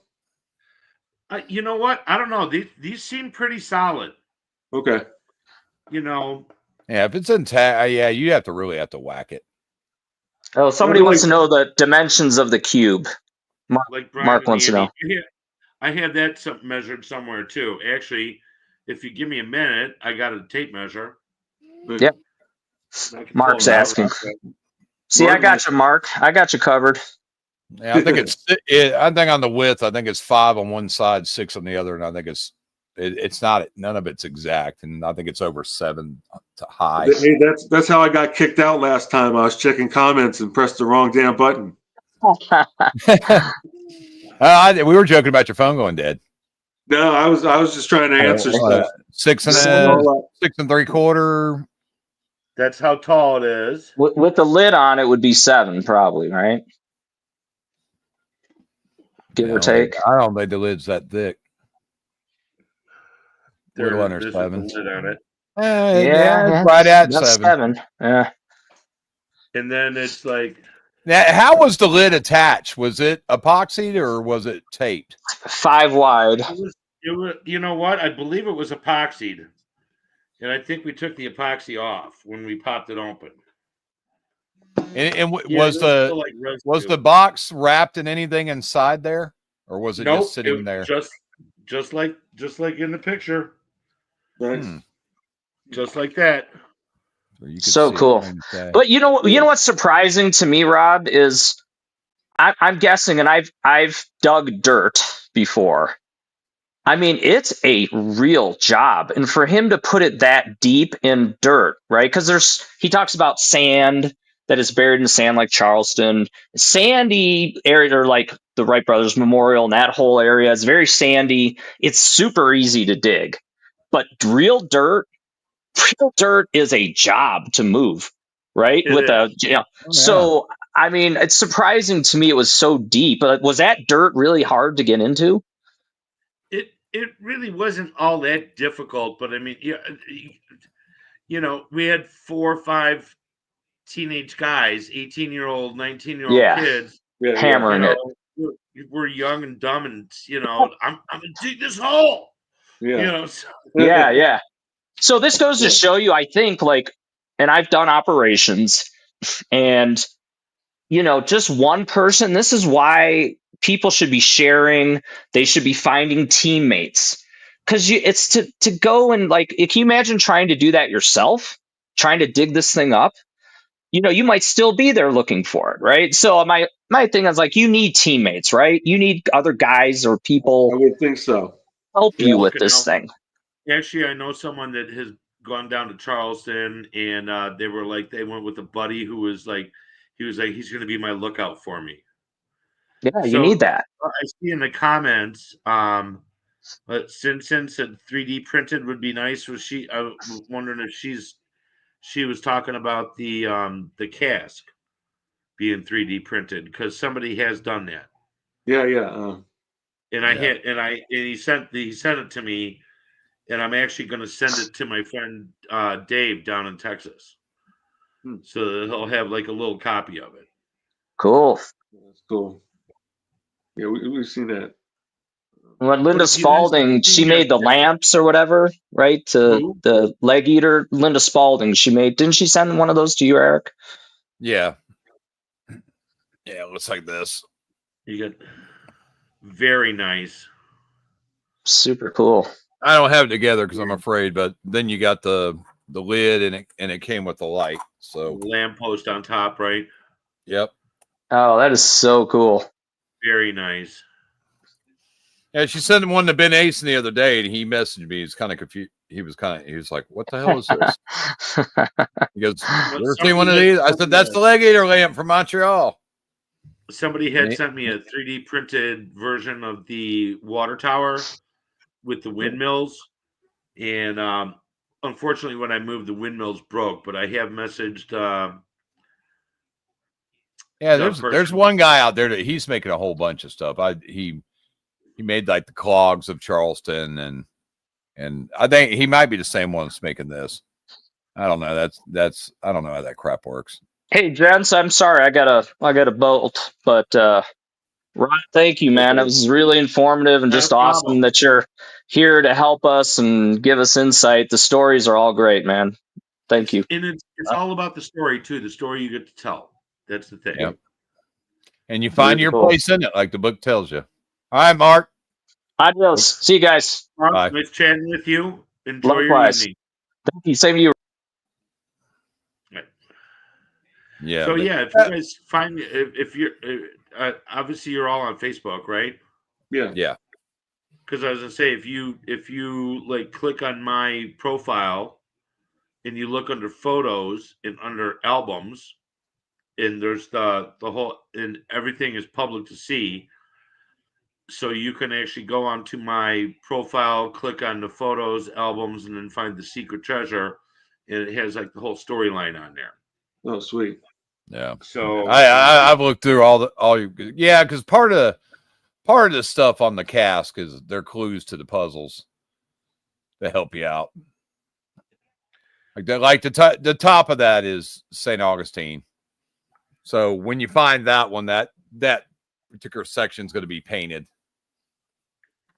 It's hard to tell on some of that. It'd be nice if somebody could scan like your cask and print it out in like an unfolded picture so everybody can try to see all the details. somebody has done that, and I think they have posted them. Let me ask you this: when was the water tower one end of your walking path to Grant Park and the fence, or was there stuff on the other side? It really okay. Water Tower is like maybe 2.5 miles north of Grant Park. So Water Tower is more of a city identifier. Yeah. So they were basically were they all around the Grant Park area, or was there like some kind of order leading you? All of them except Water Tower. So when we originally, the first line of the poem was where M and B are set in stone, and we thought it meant man and beast like set in stone like a statue, and that's what we thought the horseman was. But from what I've heard is Byron did an interview quite some time ago, and he said that M and B actually stood for Mozart and Beethoven, which are in the above. Okay, so where the fountain of the Spirit of the Great Lakes is in the Art Institute, it's direct. Symphony Hall is directly across the street, and in the facade above, it has Mozart and Beethoven. Yeah. So that's what Mozart. That's what M and B Byron. That's what Byron said. M and B stood for. Oh man, you know what? I had the.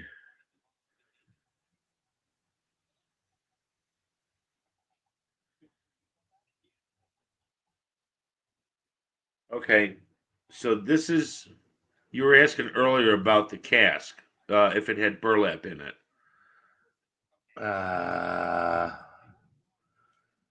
Yeah, I can see it. Yeah, you can't see it. If you go on, it's just okay, solid. so I wonder maybe he was just experimenting with different, right? Because see, I noticed. I don't know if it's your box. If you look at the top, are the tips of the horns on the Ride Maiden's helmet are they kind of rusty? There's kind of like little Like some kind of structures in there. Copper or yeah. Almost like there's some metal kind of inside and it's kind of there's metal in the through. horns. Yeah. Yeah, it's sticking through right there. So there is a little metal. So yeah, it's what actually, because remember John Michael with that the cask he got from Joe Allen. He metal detected it and he said it's a very it doesn't sound like what you'd think it'd sound like, which I was assuming it meant it was like a coin, whatever kind of metal they're using there. Also the key that's in the Allen wrench that's in the key, that pings on a metal detector like a coin. And I think it's because of the kind of steel it's made from. I don't think he really elaborated on what it shows up as, but metal detectors, 1980, they were kind of expensive, but I think Byron, and also Kit Williams with Masquerade, he built a lead-lined box to hide the golden rabbit to thwart anybody that had a metal detector. So he didn't want people finding it that way. Okay. So I So think the Byron pictures- allowed the use of them by putting it in. Unfortunately, Plaster. the place that made those, you know, I found the building, but that company's not. The company's mentioned in the book that actually copied the treasure boxes, but they've been out of business for a long time. So the pictures I was just trying to show you of the lid when you were asking about the burlap. Again, if you go on my Facebook page and look under photos and albums, look under Bahamas Secret Cruise 2023. 2023, is it? Yeah. And there's a lot of pictures of the cruise, but if you go down further, I did include those two pictures I was trying to show you of the broken cask of the lid. How did they break it? Did they drop your probably- bag or? I probably broke it. Oh, okay. Because the way it was set in the box in my bag, it probably. I went with Daniel Inges. You know him? No. All right. He's on Facebook too. He's searching for the one in New York. So I went with him. We shared a cabin on the ship. When he came and picked me up, it was in my bag, and I kind of just tossed it in the back seat. You know? But so the thing is for years before that, there were times when I would put it in my backpack and I would just take it right down to the city and, pull it out for people to see after we'd walk the treasure ground. But it might have just wedged up against the side of the box and, whatever, and cracked. But the way I found out about it is when I went through, when you go through the inspection, they x-ray the bag. And if they see something weird, they pull it off to the side. So that's the other thing. If you go into the secret cruise thing in 2023, near the end, you'll see Customs and Border Patrol, like a guy, like one or two of the guys holding it. So, but yeah, when we went through when we went through the X-ray, they're like, "We're gonna have to ask you about this. Pull this off." And I pulled it out. I was like, "I got no problem showing it to you." And a couple of people were like, "Oh, I've heard about that." And even coming back, same thing. I mean, even when I went to Texas, I went to my friend Dave, who lives in Texas. I brought it down there one time to get pictures of us together with it. So there's pictures of that on there too. So it's just somebody said you should get like a pass or like contact customs and tell them that you have this secret treasure thing and just show them the paperwork. And I'm like, I don't care. I'll pull it out and show it to them. And then people were like, "Oh, you must have been so devastated when it was broken." And I was like, you know what? If this is the worst thing that's happened to it in 40 years, I'm okay with Yeah, I was it. about to say. Yeah. Crack's good. It getting completely smashed where it turns into a Right. Lego set. Mark's got a question for you there, Rob. I was just saying, it's still in pretty damn good condition for being the first one in 40 years. Go ahead, Mark. The Chicago It says, I have a theory that the Chicago cask is buried along a line from the Bowman statue through the fence post with the pyramid on top. I don't know if it's on a line because it was kind of more in front of that post, that archway with the post in it. Is that what you're talking about, Mark? Yeah, I think so. Okay, because there was like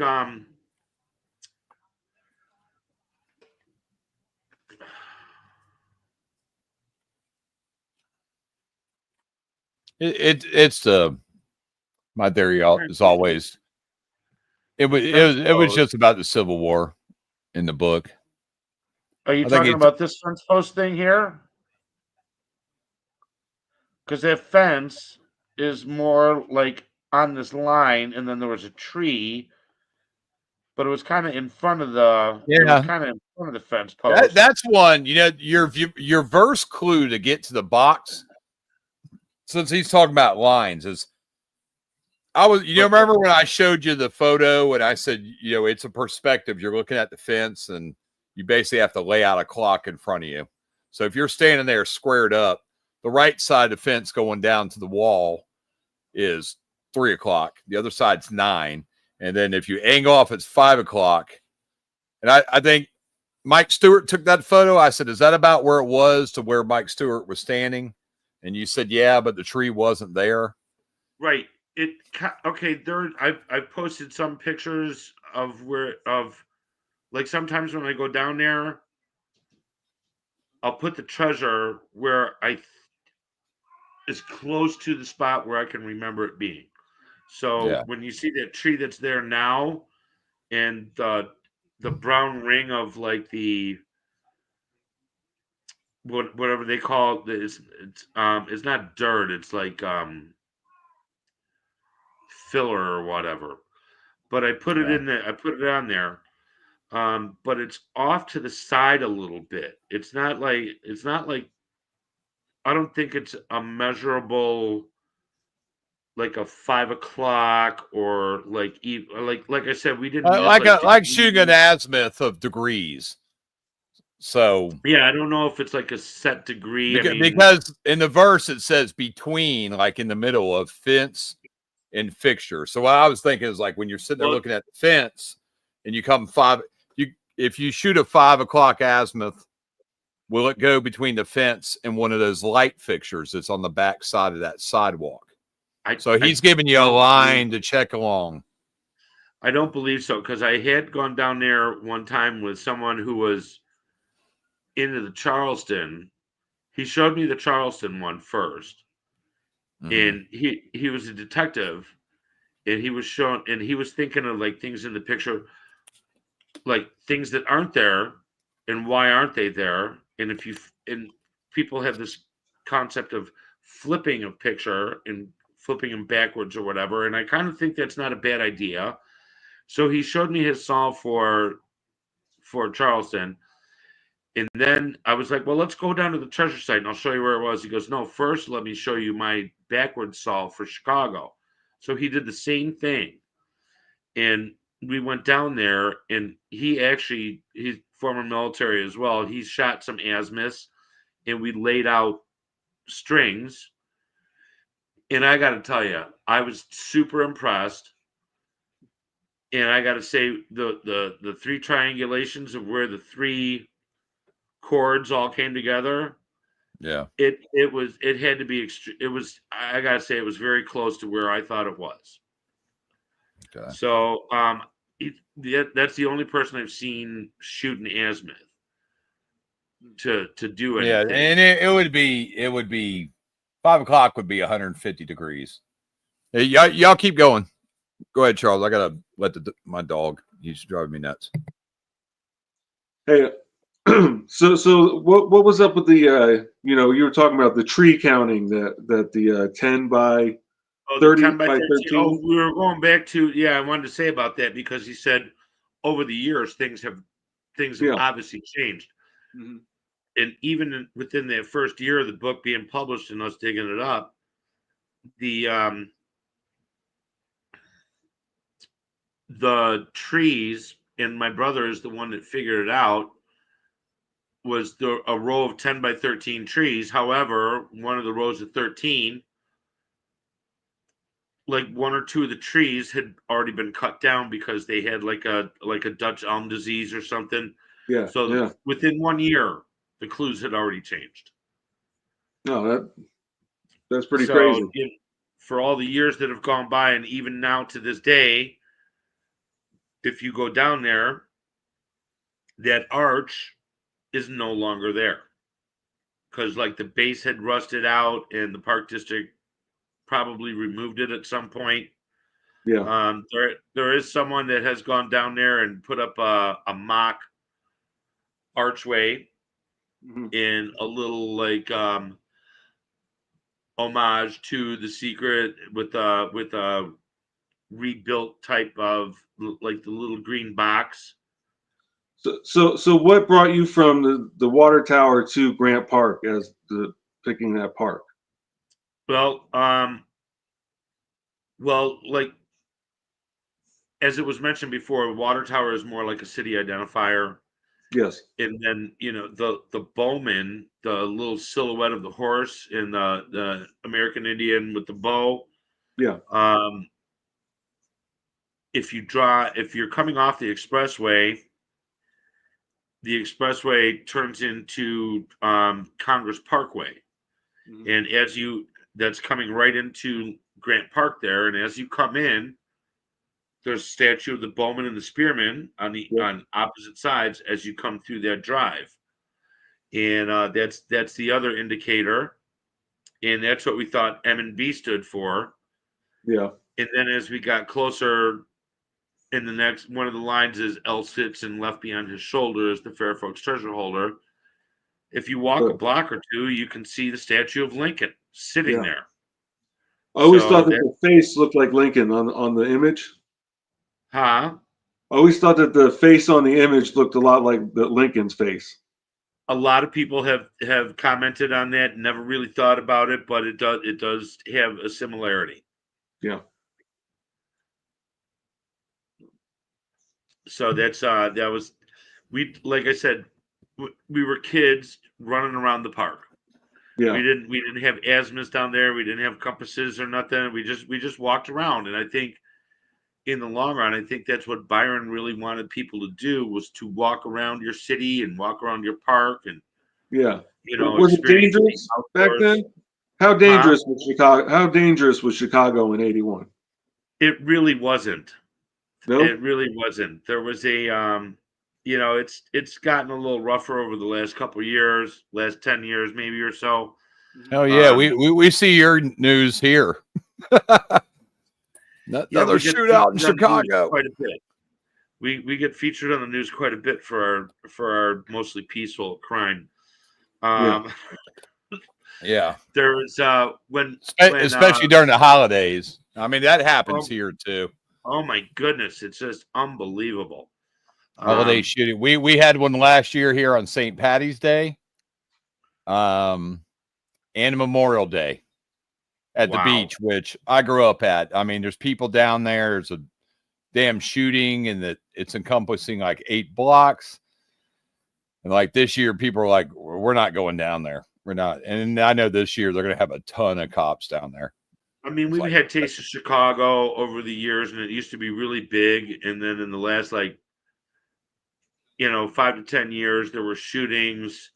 And Taste of Chicago used to be like 10 days long during the hottest part of the summer. And there was like 1 or 2 years they didn't have it, and then they opened it back up.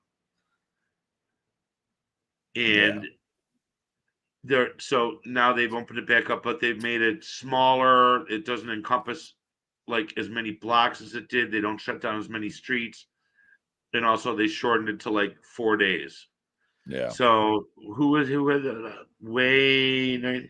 How do we know I'm going to be a set in stone as a roadside? Actually, BP did tell us. BP said it in an interview long time ago. And I never knew about who had interviewed him. What, they interviewed him about the Chicago find? Is that what they were interviewing him about? I think they were, but I don't remember who it was, and I don't believe I was contacted about it. And Cindy's asking in the Chicago painting, I guess, do you think that's Grant's face or Lincoln? Lincoln. I think it's more. It looks to be more like Lincoln. I have heard that before. It has that disease that Lincoln had, that mole disease thing he had going. Yeah, and that would make sense because Lincoln. So Grant was Irish Scot, which was the 2 primary. Lincoln was British. Going back to that, right? And then you have the African of slavery to Civil War. So there's your 4 primary fairies, but of course, you need the British and the Irish Scot. Well, also there was a Chicago imagist Roger Brown that did a Abraham Lincoln painting that had similar looking, because it was right Yeah, across the street. From, that's why I always like questions when I talk to Ben Ace and I ask him like, what was Byron, Civil War. That was when it comes to like world events and everything, the Civil War was like Byron's cup of tea. Yeah. And I asked him recently about this. I said, was Byron Scottish Irish? Did he, did he have that in his family? Because he's now used it with three. A lot of people don't care about the fairies, but it's like if you take the clues and you don't use them, like if you take Robert Burns and use French, it's not going to. You're going to say, oh, the French were big fans of Robert Burns. A lot of his work was translated into French, so people in France could read and enjoy his work, just like in Germany. Someone asked earlier, what was the German connection? Burns was very popular in Scotland. And he was very popular in, that's that other damn sheet, which I thought I had right here. Hang on, let me check my printer real quick. Okay, so Ray 1983 says, if BP didn't tell us that M&B was not the Bowman, how would we know it was Mozart and Beethoven? How can we make logic out of it? I thought he asked that person asked that before. And I thought it stated that he said I couldn't find the crap earlier. Yeah, I thought I just answered that when he asked it at 9:21. He asked it, and it's 9:27. Yeah, and I think he did say that in I don't have the interview. I don't know how long ago it was, but it from my understanding, he did say M&B stood for Mozart and Beethoven. Yeah, that makes sense. That's all part of that illusion. Yeah, here's the other pages I couldn't find earlier. They're still on my printer. So another connection to Milwaukee with the German is socialism. And a lot of the book, surrounds Nazis and Hitler and all that. So exclusive German history of socialism to Milwaukee is Emil Seidel, I guess, 1864 to 1947. He was an American politician. He was the mayor of Milwaukee from 1910 to 1912, and he was the first socialist mayor of a major city in the United States, and that was Milwaukee. Seidel became vice presidential candidate for the Social Party of America in 1912, but he lost. And this is that other stuff about Burns and the Milwaukee Braves Major League Baseball team is the one that moved to Atlanta. So that's part of the team spirits. So Robert Burns also with that Cleopatra's wedge behind her, which is after Byron was there, but it just shows that the sculptors using the association to. So Robert Burns wrote, the best laid plans often go awry. In the end, the fate of Antony and Cleopatra's relationship, as well as that of the Western world, boiled down to a brief skirmish off the coast of Greece. The battle in 31 BC pitted Octavius, Julius Caesar's heir, against the calculating couple in an ill-fated power play to control Rome. So even when you look at stuff that's there, and then you have, oh my God, I'm running such a blank. You have Vivian Leigh, who played Scarlett O'Hara, who also played one of her major roles was Cleopatra. So all this, and basically I just went, because the Irish Scottish with mostly because of Houston of the Confederacy, but Texas is one of the desert regions of the United States, one of the states that has a desert in it. So that's part of that Middle Eastern imagery to help you basically look at the Southwest. Yeah. And that's why I asked you earlier, Robert, were a lot of those images in Chicago, like, were they a point-to-point path to Grant Park, or were they just like all over the city, forcing you to look at other stuff? And It I was bet kind of like- you guys were learning a lot of stuff too, weren't you? Probably stuff you'd never seen before. Well, like I said, growing up in the burbs and visiting Chicago on, a weekend here and there or whatever, and then working down there, like on a weekday or something. Sometimes you'd go, like we would go to Grant Park during Taste of Chicago. But the clues in the picture, like, it was kind of an ever enclosing circle as you got closer. So you start with the water tower up north on Michigan Avenue, and it's like I said, maybe 2.5 miles, Yeah. and that's the city identifier. But if you know where the Bowman and the Spearman are, Yeah. and then that brings you down to where Congress Parkway is, and then if you use the line of And the for anybody watching this later that's brand new to the book, this is the painting we're referring to. And this treasure was covered in 1983 by Rob right there. So we do have new people on the page that are, especially on YouTube, that are picking up the book. So we're way ahead of everybody that's just joining the book, but you can do your own research. Okay, so I'll go in the circle with that real quick because I got it here too. My pages fall out. Oh yeah.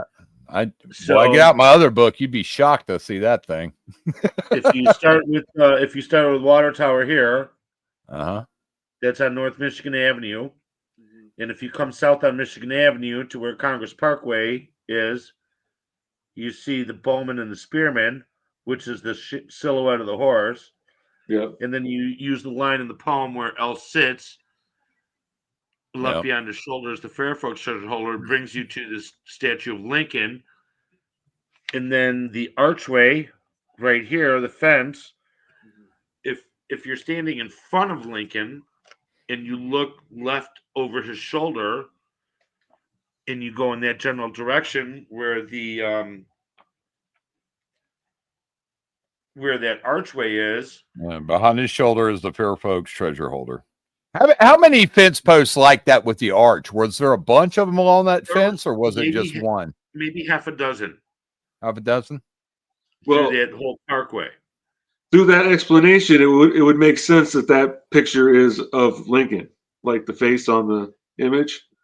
It could, like I said, it could be. Yeah, but it's the nose, and someone mentioned the moles on the face. Right. Yeah, I mean, there's that. I think it's based on that iconic photo of Lincoln. I think it was taken near the end of the Civil War, and they talk about, you could see the stress and the age on the face. It probably makes sense that was Lincoln then on the picture. Yeah. Would you say So yeah, that's what I've always thought, because I've held up Grant and Lincoln and looked at it. But see, JJP's hiding that. It's funny that he's hiding that, but then, the lady pouring and the Bowman, they're like exactly like they are, pretty much. Well, I mean, you got to have locational clues, so yeah, so, you know what I mean. So if you looked at that statue and said that's exactly what that is in the book, so you don't have to fish and kind of with the right. So so the whole thing is it kind of brings it in closer and closer and closer until you're like right in the middle. So you start at the water tower, you come down Michigan Avenue. If you look closely enough, you'll see at the Art Institute the Spirit of the Great Lakes, and where it actually says Mozart and Beethoven. And then 2 blocks further south is the Bowman.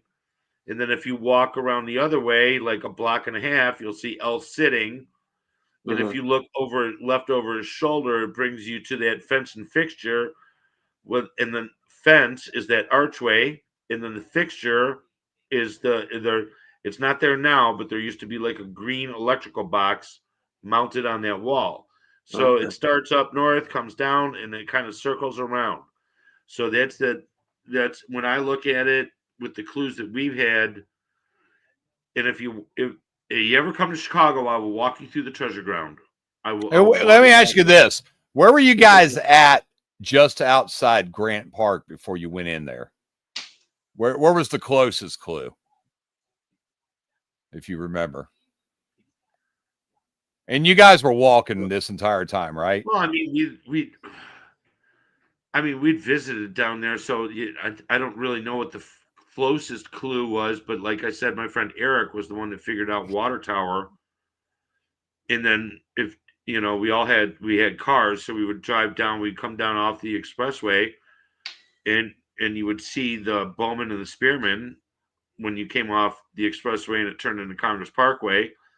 And if you went to Taste of Chicago, the statue of Lincoln is sitting right there. The Art Institute is right over there too.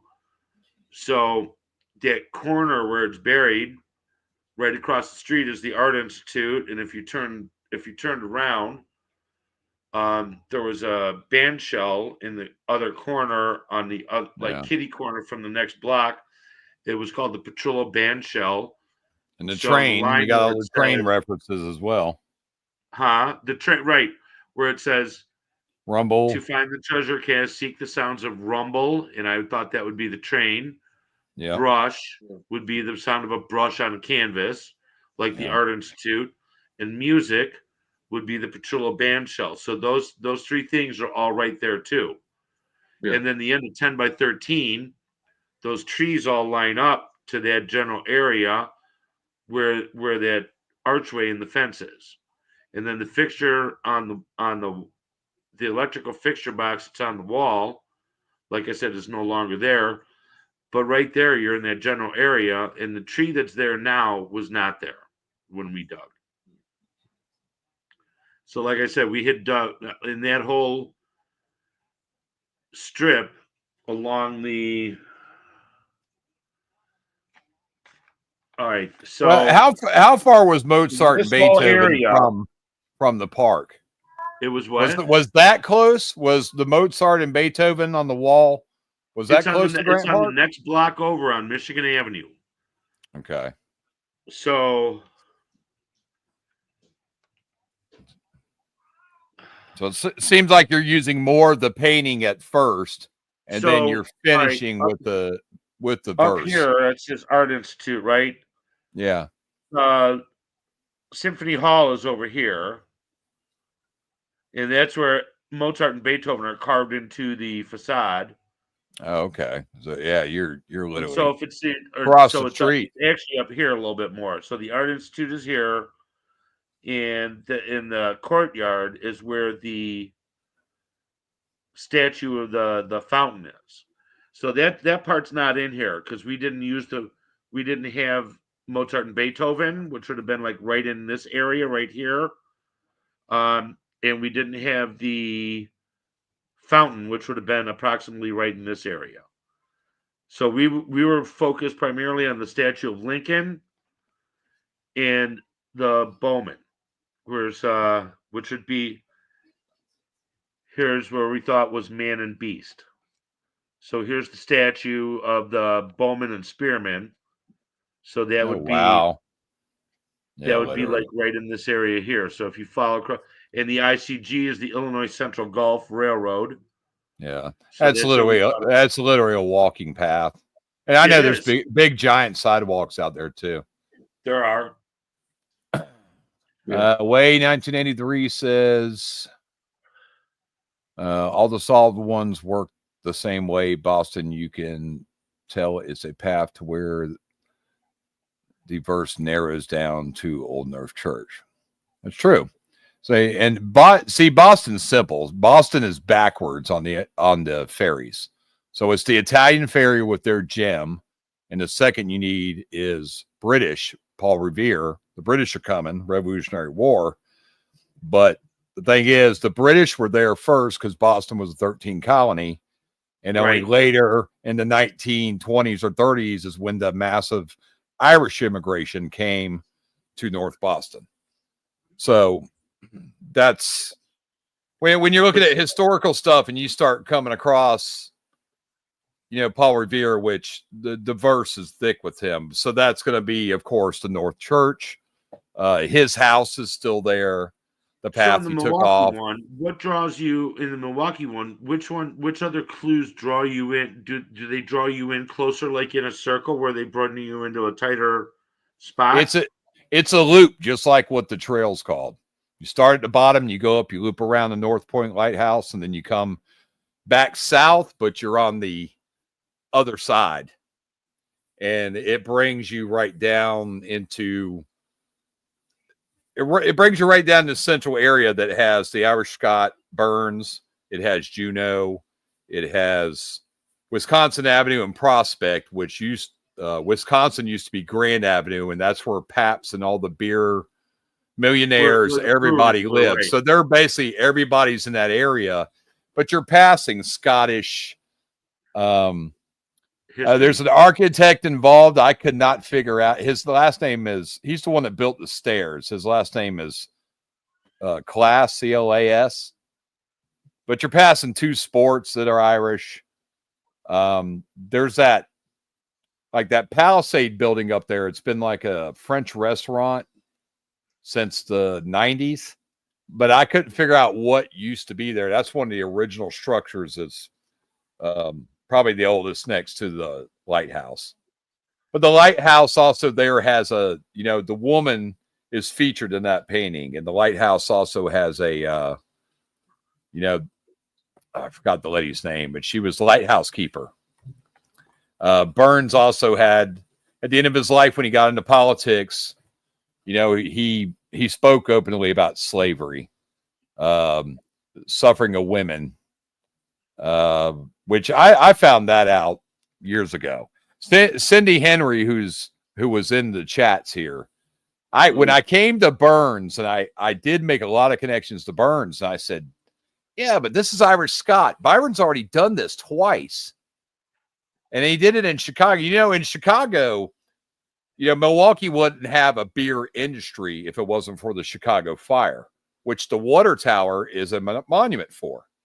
Because when Chicago had its great fire, nobody can get beer. So Milwaukee started making it. And if that fire hadn't happened, you never heard of Pabst and Pabst Blue Ribbon, Milwaukee's Best, these beers, because people, in Chicago, Milwaukee, and this makes sense that he used the same Irish Scottish, but he throws you the German. At the meetup, JJP said a lot of stuff's a distraction.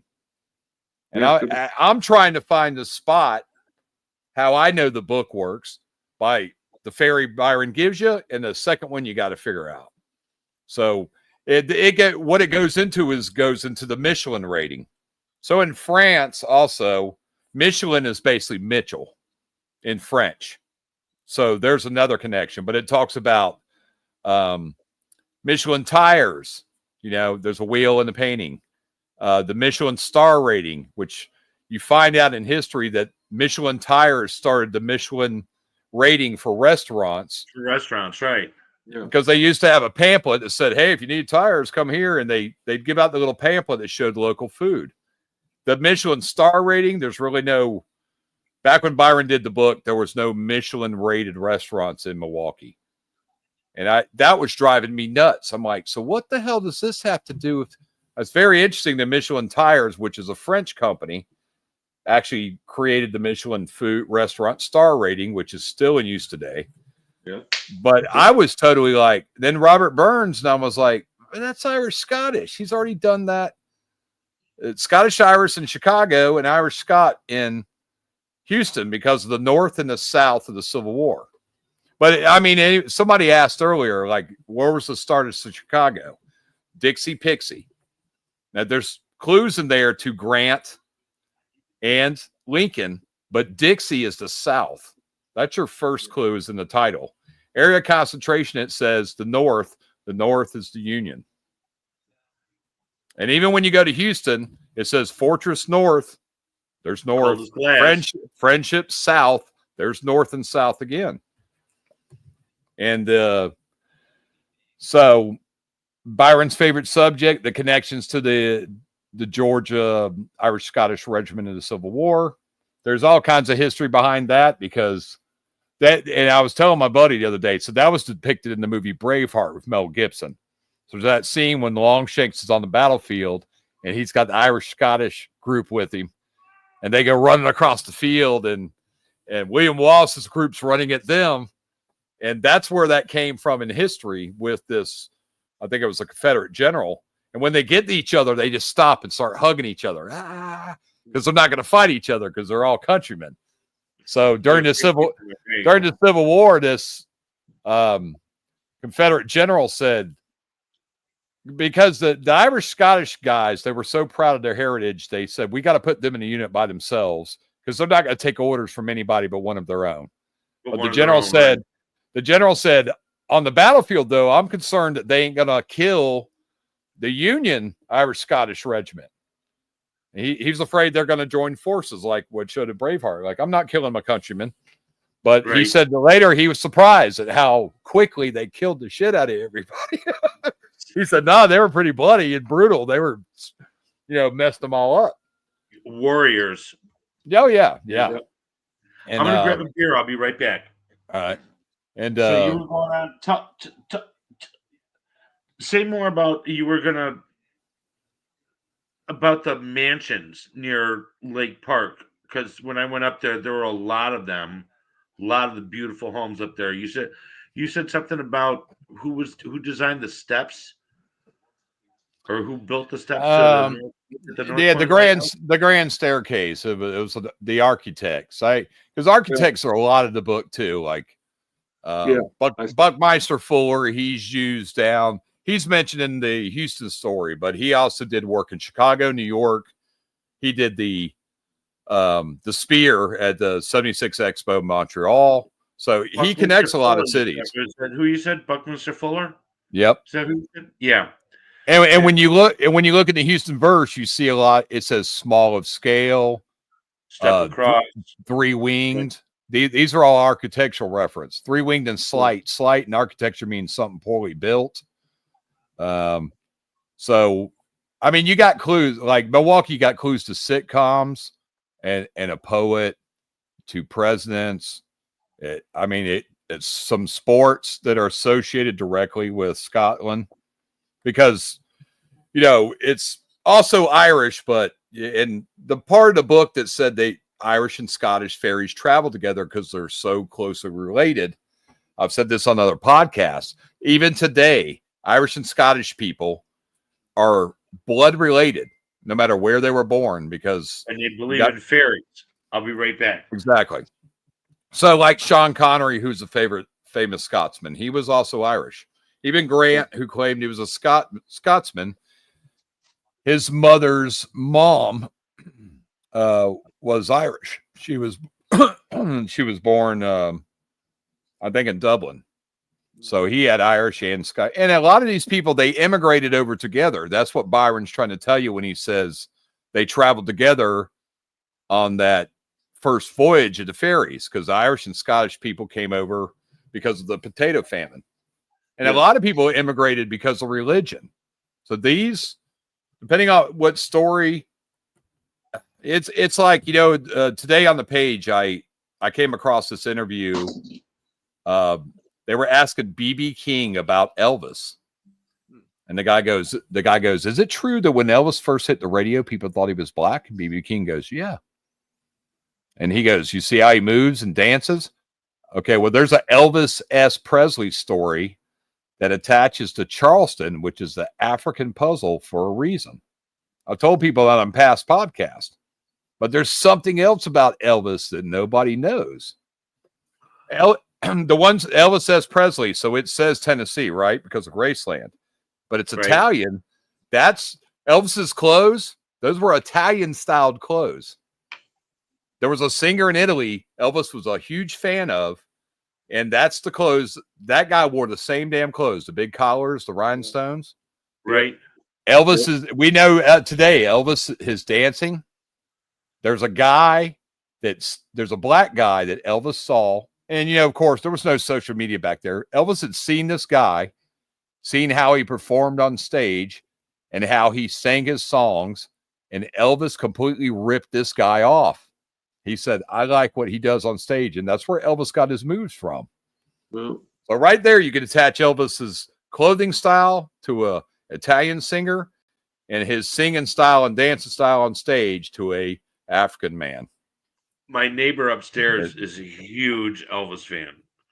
Oh, I love Elvis. He's actually gone to like Elvis lookalike contests. Yeah. And like he always has his hair done up in a pompadour type thing. Not like Elvis, but he always takes care of his hair too. But he knows you look at like every Elvis song. I watched this video where they were at Graceland. They showed that black leather jumpsuit. I think is when he did that comeback special. That was in 1960 something. I said that dude if he walked on stage in 2025, he would be the coolest son of a bitch anybody ever saw. All these years later, Be the coolest son of a bitch. Oh yeah. I mean, people go, man, look at that. I mean, that's when he was young and fit. His hair was all slicked back. They had the stage right in the middle of everybody. So some of his old concert Vegas videos. I watched that one where he goes around the room and he's literally making out very damn woman all the way around the audience. I was like, damn, husbands didn't even care. They're like, hey. They're go for it. She's all getting worked up. I'm going to get me some tonight. And he's literally making out. And then there's one girl, she kisses him and he moves and she goes around and Elvis goes, didn't I kiss you already? And like she came back. But I mean, he is kissing these women and their husbands are just standing there. I said, damn. Then he's got to get pulled back on stage on the other side. But I said, oh my God, if he did that today, boy, people would lose it. But like my mother, I grew up, I remember my mom used to beat my younger brother's butt because he would go in her console and start messing with her Elvis albums. She would go off on him. And I said, you better keep your hands out of there. That's all my mother played. She had every single, I had some photos here at the old Jacksonville War Memorial Coliseum. And my aunt saw that photo and she said, oh, your mama stayed up there all night just to get tickets the next morning. She sitting there with people on the sidewalk. Like people camping out for tickets today, even, Yeah. But there's something. Yeah, you know what? I never told anybody this. Okay. So the other thing about Elvis, I talked about this, I think, on the last Charleston podcast, but the reason that Elvis Presley story is so important, other than what I've already talked about, is that Elvis was Jewish. If everybody wants to look at the Elvis S. Presley story, the rock and roll is when you go to the front of the book where it gives a description of the gems, and you read where it says, where the heck is it? The African diamond, earthborn star. Now you got to think when he's doing this book, earthborn star. The litany of the jewels. Yep. Yeah, page 21. Earthborn Star is a reference to Paul Stanley of Kiss.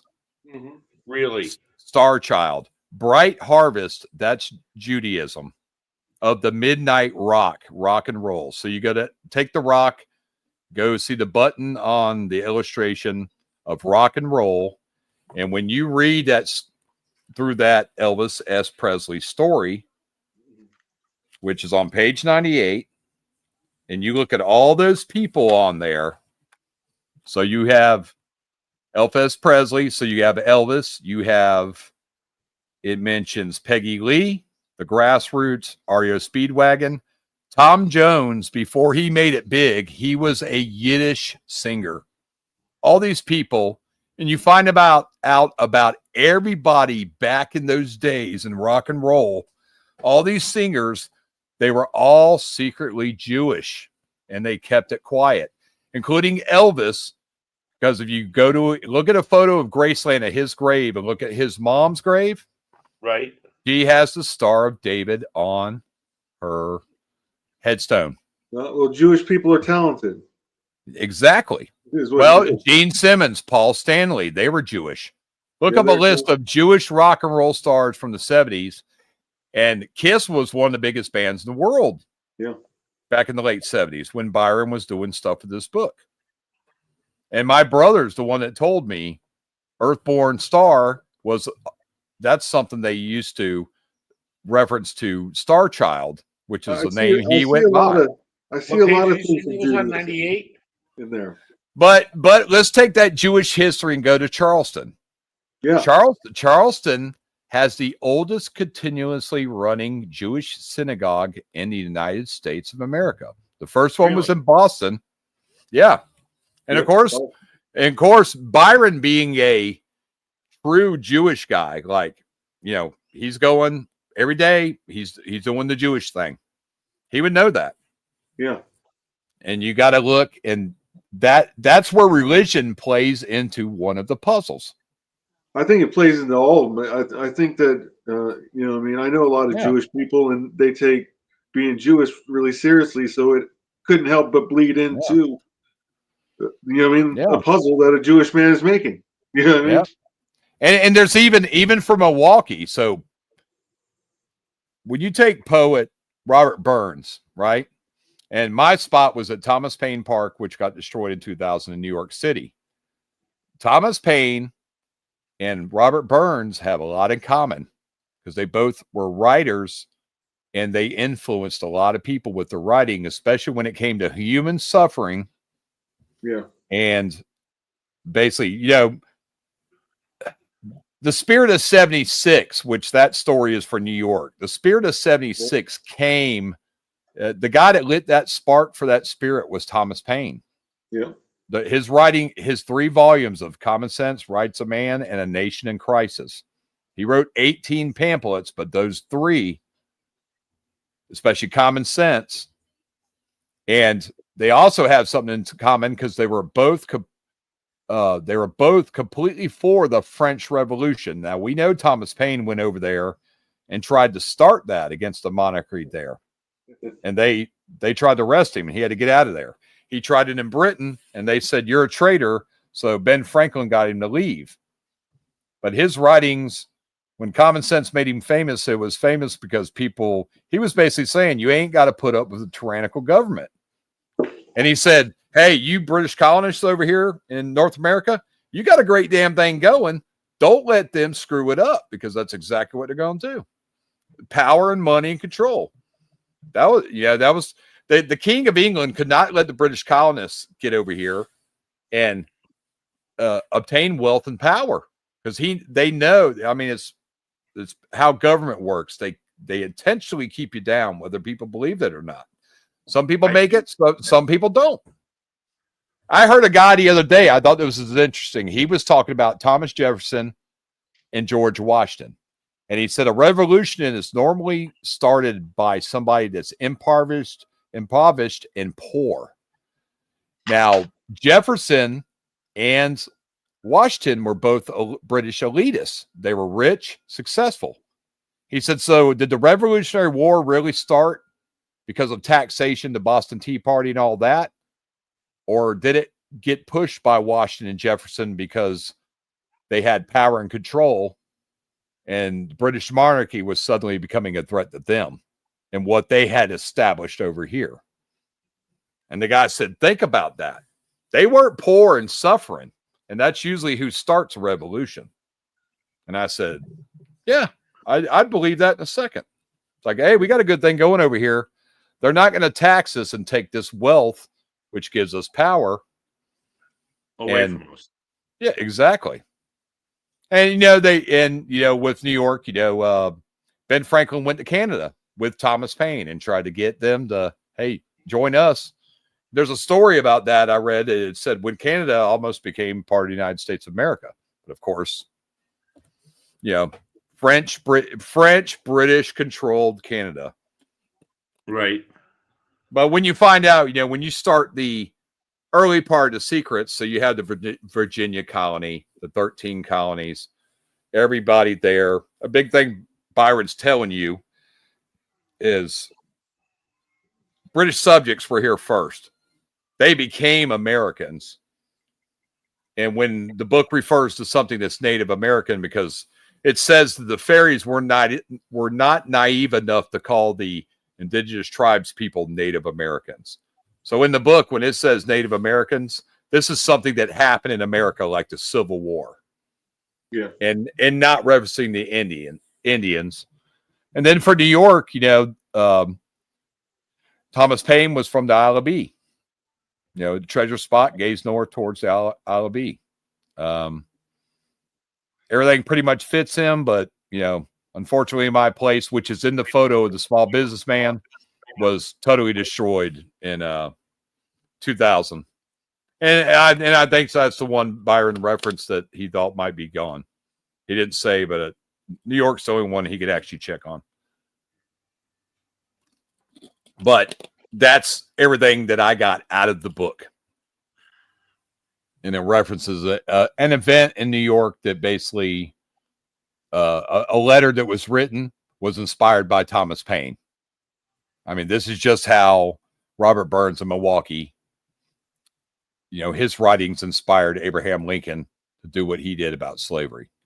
I had a guy the other day, like it was, a lot of people questioned Abraham Lincoln's motives. Was he really a good guy? I said, yeah, he was. They called him Honest Abe for a reason. They did call him Honest Abe for a reason. Yeah.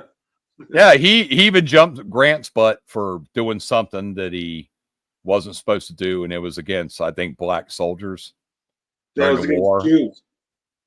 Yeah, and he put him in his place and said, "You can't do that." Yeah. So there always were there political motivations behind what he did to Civil War, and it's mostly because when he wrote the Emancipation Proclamation, he only enforced it in the South during the war. After the war, he enforced it everywhere, and obviously, he's president of the United States. He's got the Union, and what I read is he did it that way because he was afraid of northern states also succeeding to the South if he enforced it on them. So, which he had to do. You had to keep what you had intact. After the war, we're going to abolish everything, everywhere. And also with the St. Augustine connection, a lot of people, because I read so much history because of this book.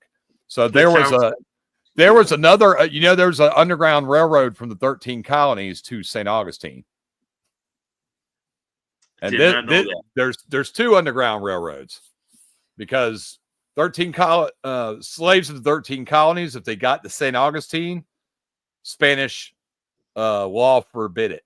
They were a free man if they got to St. Augustine. And I read this whole story. It said, did you know there was another underground railroad?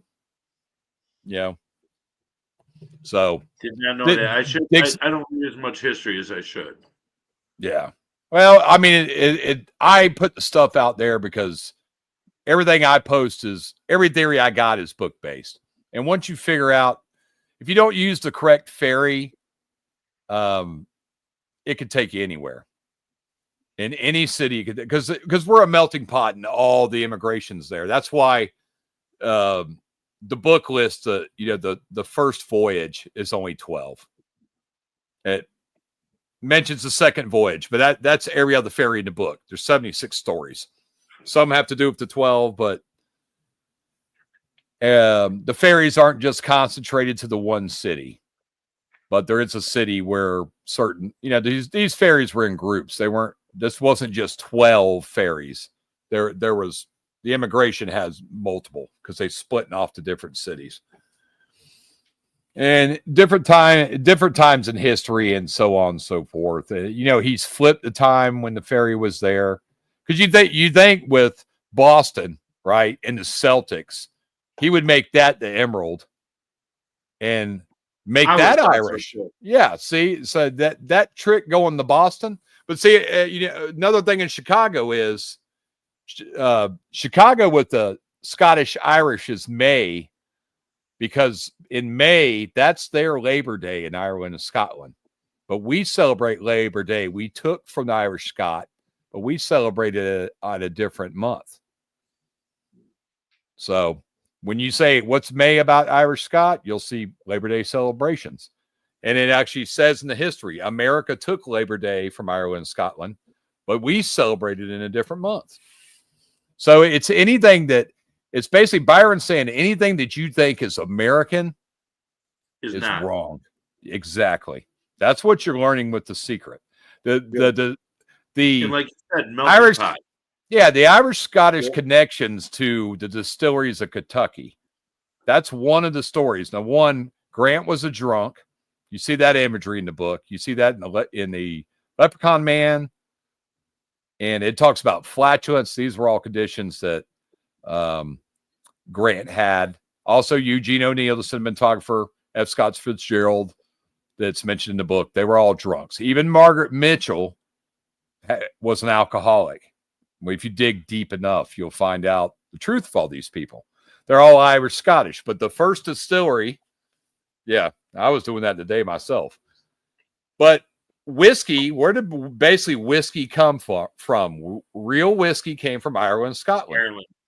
Yeah. And everybody thinks those distilleries in Kentucky is like the Hatfields and McCoys and backwoods. Right. No, they were immigrants that started that. Jameson was the basically first whiskey company in Kentucky, and they're Irish Scottish. You got to attach everything to the ferry. But like in your case, Palancar hinted that they were found in order. And even when I did the treasure hunt book research, which working backwards, Byron was not saying yours was easy, but the way you guys found it, Byron intended that. There was he gave clues to local stuff that a local person in Chicago would go, I know what that is, and that is, and that is. And anybody that never went to Chicago would have to use the whole book. So right. They wouldn't know. you guys didn't need to use the stories because you could jump right to the walking path. And Right. you guys were successful just because you knew the area of Chicago because you grew up there. Yeah. It was And a lot of fun, I got to tell you. Oh God, yeah. I mean, you guys were. It's good. I mean, could you imagine all these? Did you ever imagine all these years later, man? You'd still be. You would still be talking about this. Never imagined. I got to tell you, like, okay. So after we dug it up, I joined the military. I was in my 20s. I was 20 when I joined the military, and I kept the casket home, and I even had a newspaper article taped to my wall locker when I was in Germany. So there's like a picture of us, like there's a picture of me in the military with my wall locker open, and the newspaper is on the wall, the inside of the locker door. And it's just so funny that people go, "What's that newspaper article?" I was like, "Oh yeah, I'm a treasure hunter." Never thought about it. All those years go by, and I'm glad I kept it and didn't throw it away or anything like that. And just there was a time when I worked at Costco when the first Expedition Unknown came out. And I used to work the door, and we used to draw this, like on the back of the receipt, we would draw the smiley face for the little kids.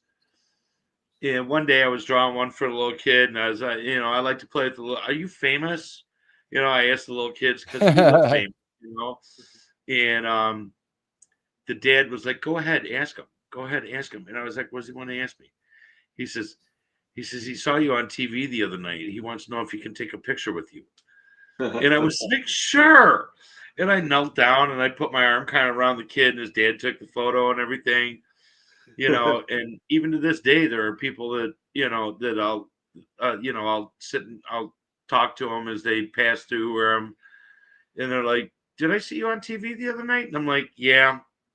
And I never thought in all my life that, and like even on Facebook, there's 20, 30,000 people following it on all the different pages.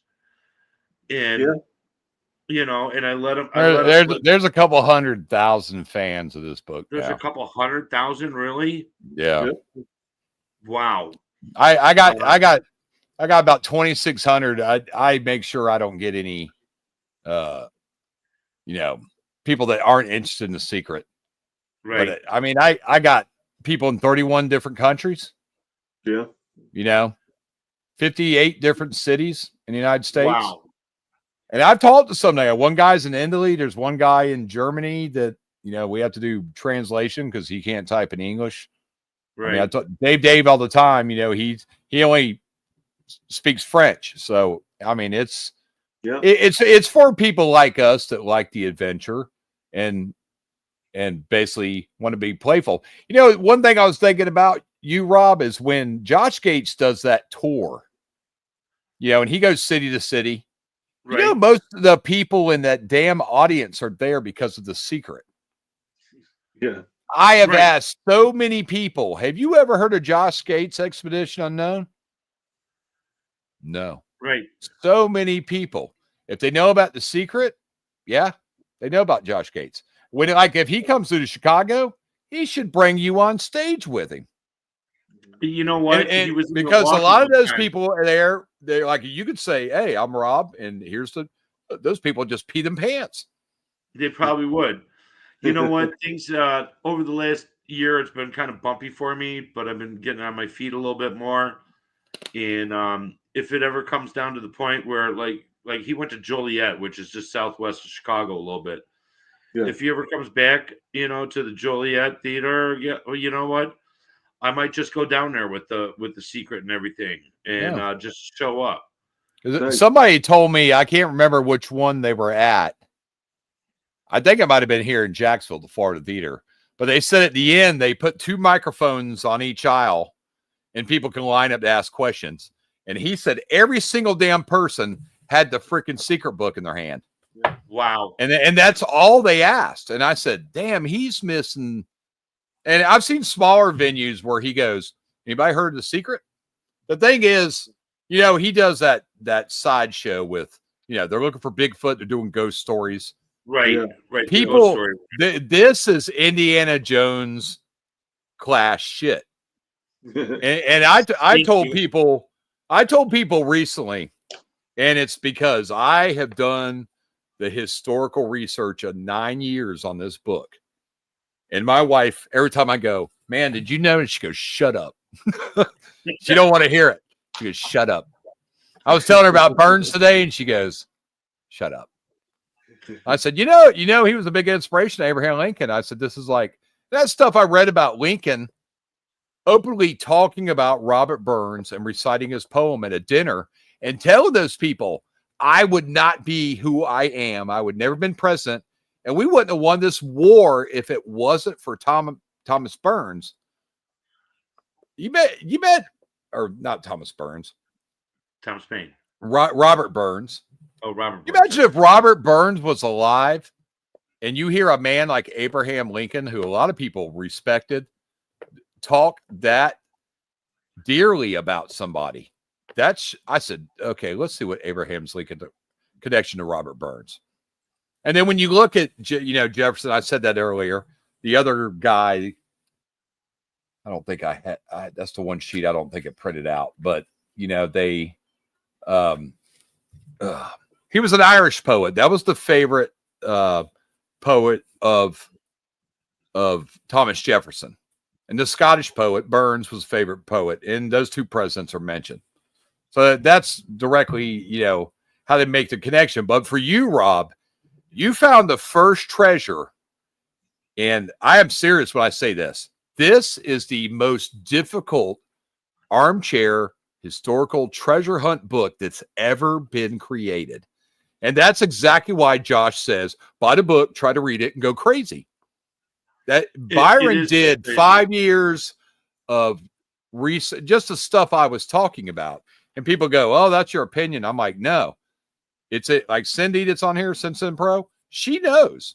She's one of them people that knows that painting and poem wise on these other puzzles, you're not going to get anywhere. You've got to use the stories of the book. You got to use the fairies are the immigration. That's simply all you're looking for. But this is the most difficult. And that's why I think if this thing had sold 100,000 copies, we would still be where we're sitting today. Because if you're not going to do the historical research, you're not going to figure anything out. It's as simple as that. It's, you know, going back to the fairies thing, just real quick about, you know, digging the hole and then filling it back in. We were talking about people that don't fill in their holes. Yeah. Yeah. Okay. Okay. So in Irish folklore, Scottish folklore, the fairies, right? I'm going to go off on a slight tangent here. Do it. I like to watch Ancient Aliens. Okay. Yep. they did an episode about the fairies of Ireland. Okay. And they had a commentator on, I can't remember his name, but he was talking about, keeping the land like the way, like when you bury your hole back up, you respect the land, Yeah. right? He was talking about things in Ireland. They have these like rings of trees and like hedges and everything, and those are considered something called fairy forts. And if you disturb a fairy fort, you're in trouble with the fairies. And the Irish folklore believe that actually believe in fairies. Yeah. They it's folklore that goes back to a race of people called the Tuatha De Danann, like the shining ones. And he was talking about, you don't disturb a fairy fort. John DeLorean, when he built his DeLorean factory in Ireland, the land that he built it on had a fairy fort on it, and he destroyed the fairy fort. Oh, and he failed. And so, if you think about the folklore behind it and the punishment for destroying a fairy folk, look what happened to him. Yeah. Did he get caught? He got caught with like a fucking couple of kilos of cocaine or something, right? Yeah. It totally destroyed him. You got a financial problem. It's financial problems, dude, major. And DeLorean folded. Yep. And it's just so the whole thing about fairy forts and the Tuatha De Danann and the shining ones and ancient aliens, they were believed to be a race of beings that came from the skies. So sometimes I'm not going to say that there are aliens, but I'm going to say that I believe in the potential or the possibility of them as well. Yeah. And what I think Byron was one. he could have been. And what you were saying about presidents, one of the things about they did an episode on ancient aliens about aliens and presidents. And one of the stories that was in if you Eric, if you since you like history so much, there was a story, and I'm sure you could probably find that somewhere, where when Washington was fighting in the Revolutionary War, he was on the verge of losing, and he was quite despondent, and he went into the woods, and it started snowing, and and the story is something about a being of light presented himself to Washington, and he showed him a map of what America was going to be. And he said everywhere a snowflake fell on the map showed a city growing everywhere, and that was what the destiny of America was going to be. Yeah. So it's fairies. That's funny. Aliens. Did you see that one? No, I was just thinking, when I was at the store today, I see this guy coming from the gas pumps, and he's got this tank top on with a picture in the middle. I can't see it, but all I can see, it says "Suck It, England." Yeah. So I thought it was like like a FIFA soccer jersey or something. And when he gets closer, it shows George Washington wearing sunglasses. Right. And I said, "Oh, great shirt." And he goes, "Yeah, I wore this on the 4th of July." So it just shows George with like gangster glasses, and it says "Suck It, England." And you just reminded me of that. And I was like, "Where the hell did you get that shirt?" It is the whole thing about America and its independence coming from, like you were talking about the early presidents and the breaking away from England and the taxation without representation. That's just I'm very pro-American. I just love the whole history. And a lot of people are like, "Oh no, it's colonial. What do they call it? Colonialization. Yeah, but it's like, dude, we're from a different time. That's you see my post too, dude. We're on the same page. I am a red-blooded American. If you don't like this country, you can And you get the served hell in the out, in my military too, opinion. right, Eric? Oh yeah, You yeah. I was in the army, so it's What'd like you- we don't. real quick, how many years would you do? What was your MOS? I was a 91 Bravo 10. I was a medic. I was in the National Guard. I was in the Florida National Guard. Brother, Doc, Which our patch is the you know, Caduceus. With the fort snake down around- in St. Augustine. snake running around the right. Yeah. 11 years Army Infantry, former 101st Airborne. I did 4 years active duty, 3rd Armored Division in Europe. I did 4 Deuce, and I also worked at a headquarters company. I was driver for like a major and a captain, and got to meet like generals and colonels and things like that. And then when I was stateside, 101st Airborne, 60 gunner in the door of a Black Hawk. That's what my brother used to do. He was in Black Hawk. Dude, How old are you now, Rob? 60. Yeah, my brother's 59. That's what he was at Fort. What's the fort out in near Santa Monica, Santa Cruz? I'm not sure. My brother went Fort Ord. Yeah, that's where my brother was. He went to Panama, but he was a crew chief on a Black Hawk, and that's what he did, door gunner. And then when I got out, I was out for quite some time. And then after 9/11, I joined the National Guard, and I did 7 years in the National Guard. There was a time when at National Guard, you do your 2-3 weeks summer training, right? Whatever. One of the times we went down to Arkansas and trained with a bunch of other, state guards. And the unit I was in, we were like liaisons for dignitaries like governors or whatever coming in to see their troops training. Yeah. And we would fly them in on the Chinooks. And oh yeah, I did that a few times. Those are fun. Which the Chinooks were so much fun. I had bring your earplugs. Oh yeah. And one time when we were getting ready to load onto the Chinook, one of the crew chiefs, one of the crew members saw my air assault wings. And they were like, "Where'd you get the air assault wings?" I said, "Active duty at Fort Campbell, 101st." And they were like, "You want to sit in a jump seat?" I was like, "Sure." So they sat me in the jump seat. Hell yeah, I would. Pilots. I had fucking comms on and listened to the pilots talk, and I had a camera and I was filming. And if you go through some of my like photos or videos, you'll see the video of me sitting in the jump seat behind the 2 pilots while they're flying the Black Hawk down the roads. It said, I got to tell you, being in the military, and I'm sure you know this too, you get Eric, to do some fun ass crap. Oh my God. The things I got to do were just so amazing. I've also worked on every trade floor in the city of Chicago. So sometimes you'd go out to dinner, being in the military, if you were with the liaison group, sometimes you'd be invited to dinner with the generals. So I've dined with generals and millionaires. Nice.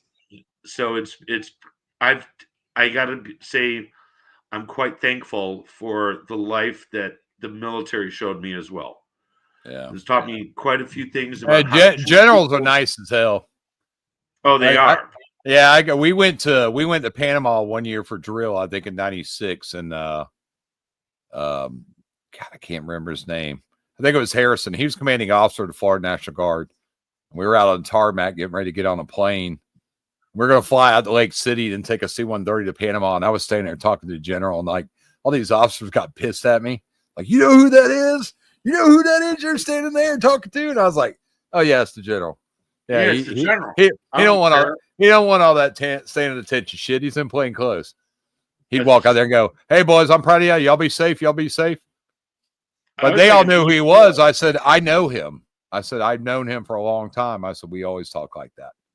But he was a 4-star general. So they're pissing their pants. And I'm like, listen, if you go there and talk to him, just stand there. He don't require you to stand at attention. Yeah. I just said, talk to him like a normal human being. He was cool like that. Yeah. You give him respect. Obviously, you're going to respect him, but you're also going to talk to him like a normal person. Yeah. And I remember we went to Fort Polk one time, and we were sling loading a Humvee in a Chinook. and everybody was scared. It was at night, so I laid on the deck with the crew chief looking down the hole, and I was like, "Holy crap! You can see the trees and everything." Full moon night, we're buzzing, dragging this Humvee under night, and it's so loud. I remember one of the guys is kicking me, going, "Get back in your seat!" I was like, "No, this is too cool." So we're just hanging over the side, looking down. You can see the Humvee down there, and I said, "Wow, there's the treetops." That's I great. was like, "Yeah, if we're gonna crash, I'm gonna enjoy the view." But I thought that was so cool. And the crew chief's like, I said, "You mind?" He goes, "I don't care." He goes, "You want to look down?" He's laying there looking, making sure in case something happens, he can let it go. Right. I was laying there on the deck with him, and I was like, that was so cool. I wish of course, didn't have cameras like that, but I mean, almost got a shootout in Panama when we were transporting a patient to Cologne on the Bridge of Americas. Yeah. M16, these two guys that we'd had to have a briefing with the, I think it was DEA guy down there. And he said, they got the PDF and they got the local cops look like regular cops back home. Then you got PDF, they're wearing the green, the military. He said, these guys show up in all black with motorcycles. And he said, it's crap right out of a Chuck Norris movie. And I was like, so we're crossing the bridge. I'm in the back of the Hummer and I got the door ajar. And the guy goes, "Oh yeah, you can't transport patients unarmed. So we're going to take you down to Fort Clayton and we're going to get you a Hummer and weapons." And I'm sitting there and I remember, Ben Ford, he was a sergeant at the time, but he's I think a captain now. And we had the commander of the unit we were attached to. We just went along as their medical team in case something happened. And I said, "Hey, Ben." He goes, "What?" I said, "Look at these clowns coming up behind us." So I had the door on a bungee, and this guy's riding a motorcycle like a dirt bike, all black helmet, black visor, gloves. The guy behind him is sitting holding two Uzis. And they pull up behind us. I shut the door. They go around the side. They look at Ben. And the guy said, "Don't stop because they'll rob you." And I said, "Let him swing about around the back." So when they come back around behind the Hummer, I let the door open and I got my M16A2 pointed at him on auto. Right. And I was just sitting there, and I'm just sitting there looking at him, and the dude in the back flinches like this. And the captain's going, "Don't shoot." I said, "I'm about to blow this guy right off this motorcycle." and they sat there, and I went, "Get your ass out of here." And we got off to go down to Cologne, and they just kept going. And I remember Sergeant Ford was like, "What'd you do?" And I said, "Oh, I let the door swing open." All they saw was the barrel of that M16. That's all you need to see. Oh, no. I only had burst, but I said I had on burst. I said, and they were 10 feet away. The cars behind them, everybody jammed on the brakes. It was just us and them, and everybody just backed up. And I said, "The Moosies come down. You guys are gone." When you were saying about the treetops thing, one of my favorite memories was at Fort Campbell. One time we got called out on alert. So you're in the barracks and everything, and you're on post, and you get called up at dark 30, whatever. You go down to the weapons room, you grab your weapons, you got all your gear with you. They load you on some like 5 tons, and they take you out to the field, with the airfield, where they all come to pick you up. And off the side of the airfield, you're in the tree line, in the tall grass, and there's morning dew on the grass and the leaves and everything. Got all my face paint on and everything. Got your rucks, and the air crew had already set up the chem lights. You break them and you set up the landing, the landing markers, and like 7 Blackhawks come in. They all land like right there in the dark grass, and it's still dark out. But the static, I remember the static from the rotor blades was like green. You would see the static because they were whipping around the air so much. You all load onto the helicopters. We get on the birds, and even the pilots have to train for combat. So instead of just like taking off and going, they would all just nose first, right? Oh yeah. We're sitting and I remember, like, as we're flying, the sun is coming up, and the pilots have to train, so they're flying a treetop. They're flying nap of the earth, treetop level, and the Blackhawks. They're like, there's mist over the trees. The sun is coming up, and I look down. I can see the tire on the Blackhawk, and every once in a while, it would hit the top of a tree and like. And I was just like, that's one. Yeah. There's nothing like it. There's nothing like it in the world. Yeah, Just that's, amazing. that stuff. So we got more questions. Water Street, Cindy, Step on Nature Line. It's not well. What do we got here? Where in Milwaukee do you see a verse line using image like the Bowman in Chicago? Isn't it the upside down City Hall in the tree line? That was in Cleveland. That was Cleveland. They're asking where in the Milwaukee, I guess, painting do you see an image like the Bowman for Chicago? You don't. Well, I guess we didn't really even talk about that. No, the image of Milwaukee. So you got the mill wheel, the primrose, the cane, right the here. key. This is their City Hall from Milwaukee, right? Oh, is that what is that what they were talking about? Like. Is That's what it looks like. Yeah, downtown. It does. Yeah, that's what it looks like for sure. Right. Yep, that's what it looks like. And then you got what kind of puzzle do they call this? You said Milwaukee, right? Oh, it says not an image on site. I don't know. I didn't look to see if you could see it from Robert Burns statue. That image in the painting is probably just a clue to the city once you get there. That's something maybe someone local would recognize. Yeah, that's the City Hall, though, I think. I believe so, too. I mean, I believe her cape means something. Yeah. What you see in the back of the cape, what that means, I don't know. On the cape, somebody said on the cape it was like supposed to be like the three birch. It says three young birches or something in the line, doesn't it? Somewhere for the Milwaukee one. Yep. Caspian. And they yeah, birch is a reference. Yeah, but there's trees everywhere. I mean, that's like at the base of a tree in Florida, which I have as a microphone stand, which is also called a tree. Yeah. I mean, the birch has two definitions. One is getting birched, spanked, which is referenced in the Screaming Mimi, and then it's a tree. But birch trees are all over Wisconsin. Oh yeah. I mean, it's paper birch. It's also that's a clue back to writing too, because it's paper birch for a reason. They use it to make that. I mean, there is a lot of clues to lead to a lot of places, but in the end, they're going to get you to one spot, and you don't need them all. I think these are the different paths that you can actually use. But I mean, Primrose Flower. There is a poem by Robert Burns called Primrose.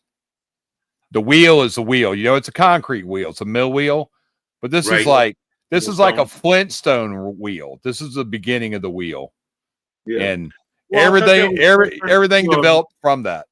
Well, I thought that was reference to a millstone, was it not? Yeah. But it's a mill wheel. It's a wheel because if you go to the American Motor Gremlin story, know that, Rob. That's American Motor Car Company and the AMC Gremlin. AMC. Yeah. Which was a Milwaukee-based company and which car. was a fantastic car unless it got rear-ended. Yeah, it had that little. I think they were the same body style. Those were just different. Yeah, they were. You didn't have nothing out back to other than a steel body to save you. But that all cuts back to the German.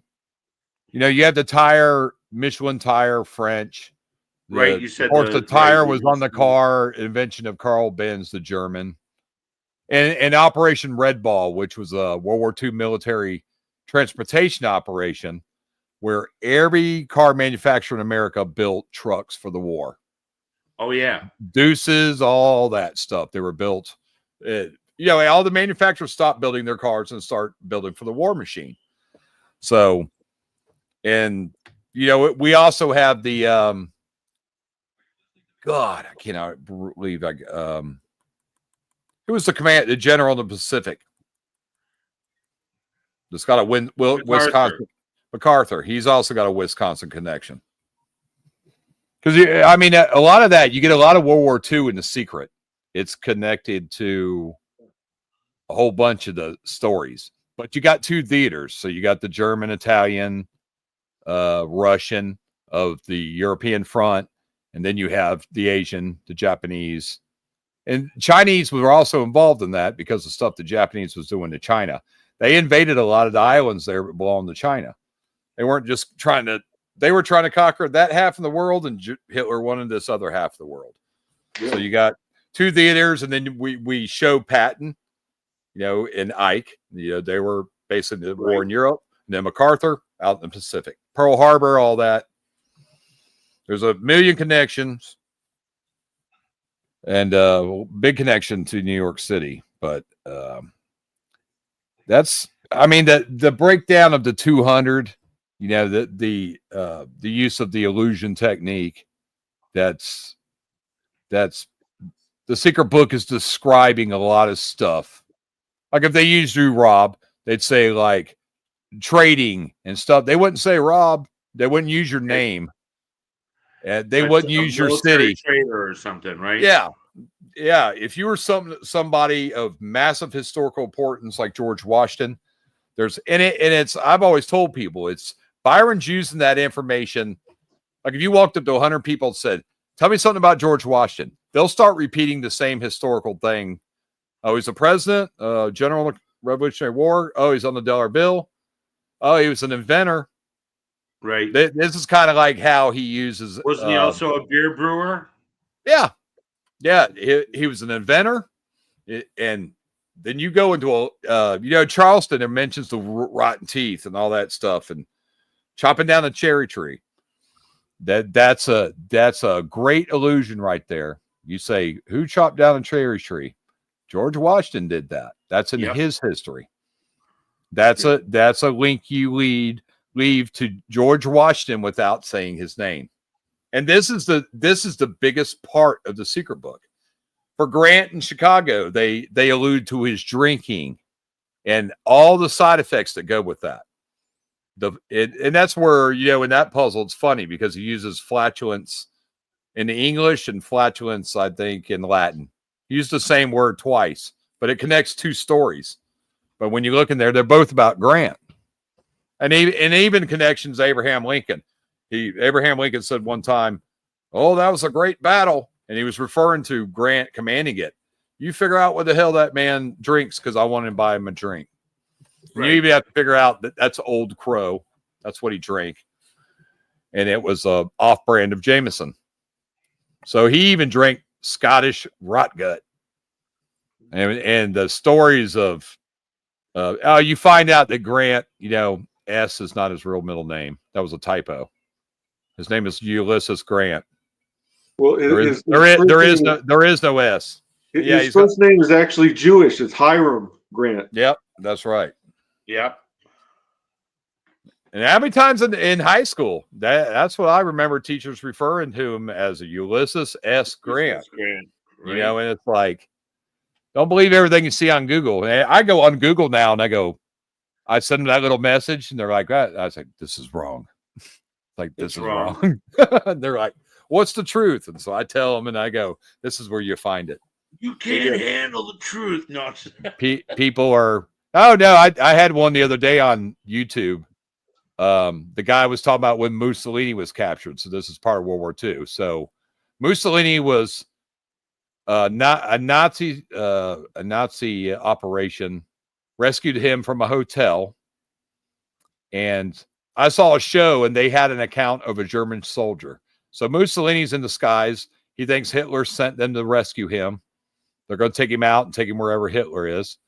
And the Nazis pull over the side of the road and they pull him in his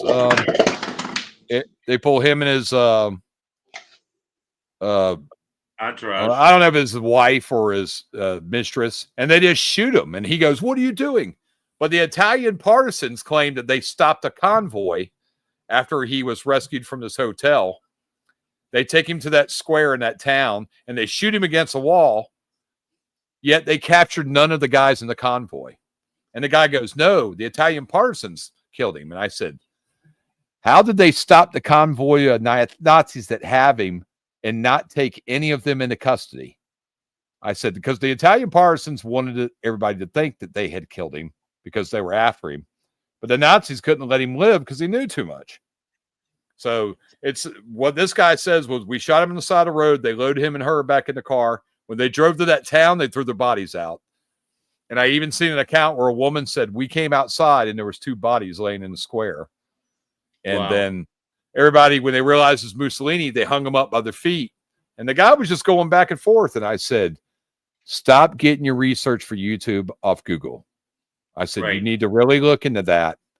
And it'll even tell you that there was multiple accounts of what happened. But when you're being an investigator, you go, how did the Italian partisans stop that entire convoy, get Mussolini out of it, and then not capture any of the Nazis? Anybody else? And when you look it up, it says, when you look up, did the Italian partisans catch the Nazis that rescued Mussolini? And Google says, no, they didn't, which proves they never. And the wall there, one girl said, "Me and my mother were in that town and nobody heard any shots."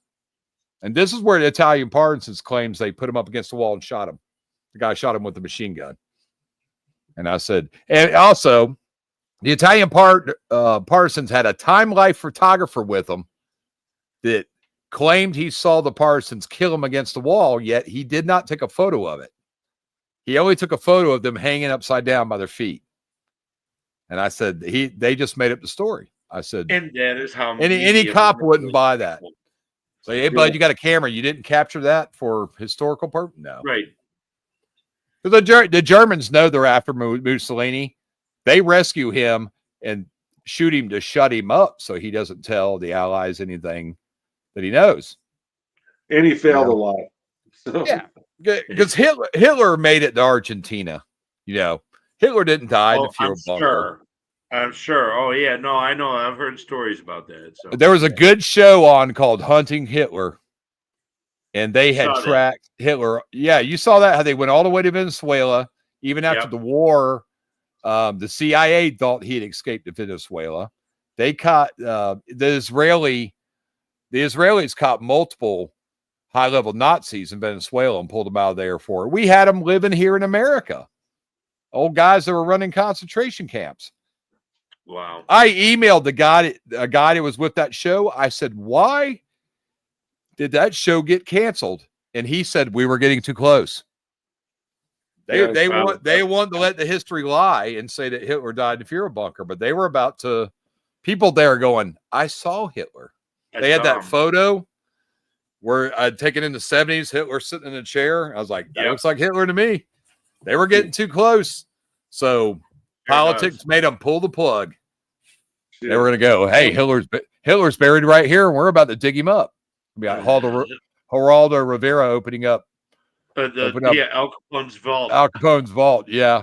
Like, oh my God. No one wants to hear that Hitler made it to the ripe age of 82 and died in Venezuela in 1974. Yeah. And I said, gentlemen, it is getting a bit late. We got to get off here. Yeah, we'll just end it now. We've been going 3 hours and 22 minutes. So I want to thank everybody for watching and those commenting. Thank you, Douglas, coming on. Big thanks to Rob. Definitely. And you can come back on, Rob, anytime you want. If I ever get a chance to, like I said, if the timing is right, I'm more than glad, I'm more than happy to share my stories and listen to different theories and postulate on possibilities, things like that. Always welcome. Cool. Yeah. So I'll end the stream now. Appreciate watching. We'll see you guys next month with a new puzzle. Take care. Take care. Good night, all.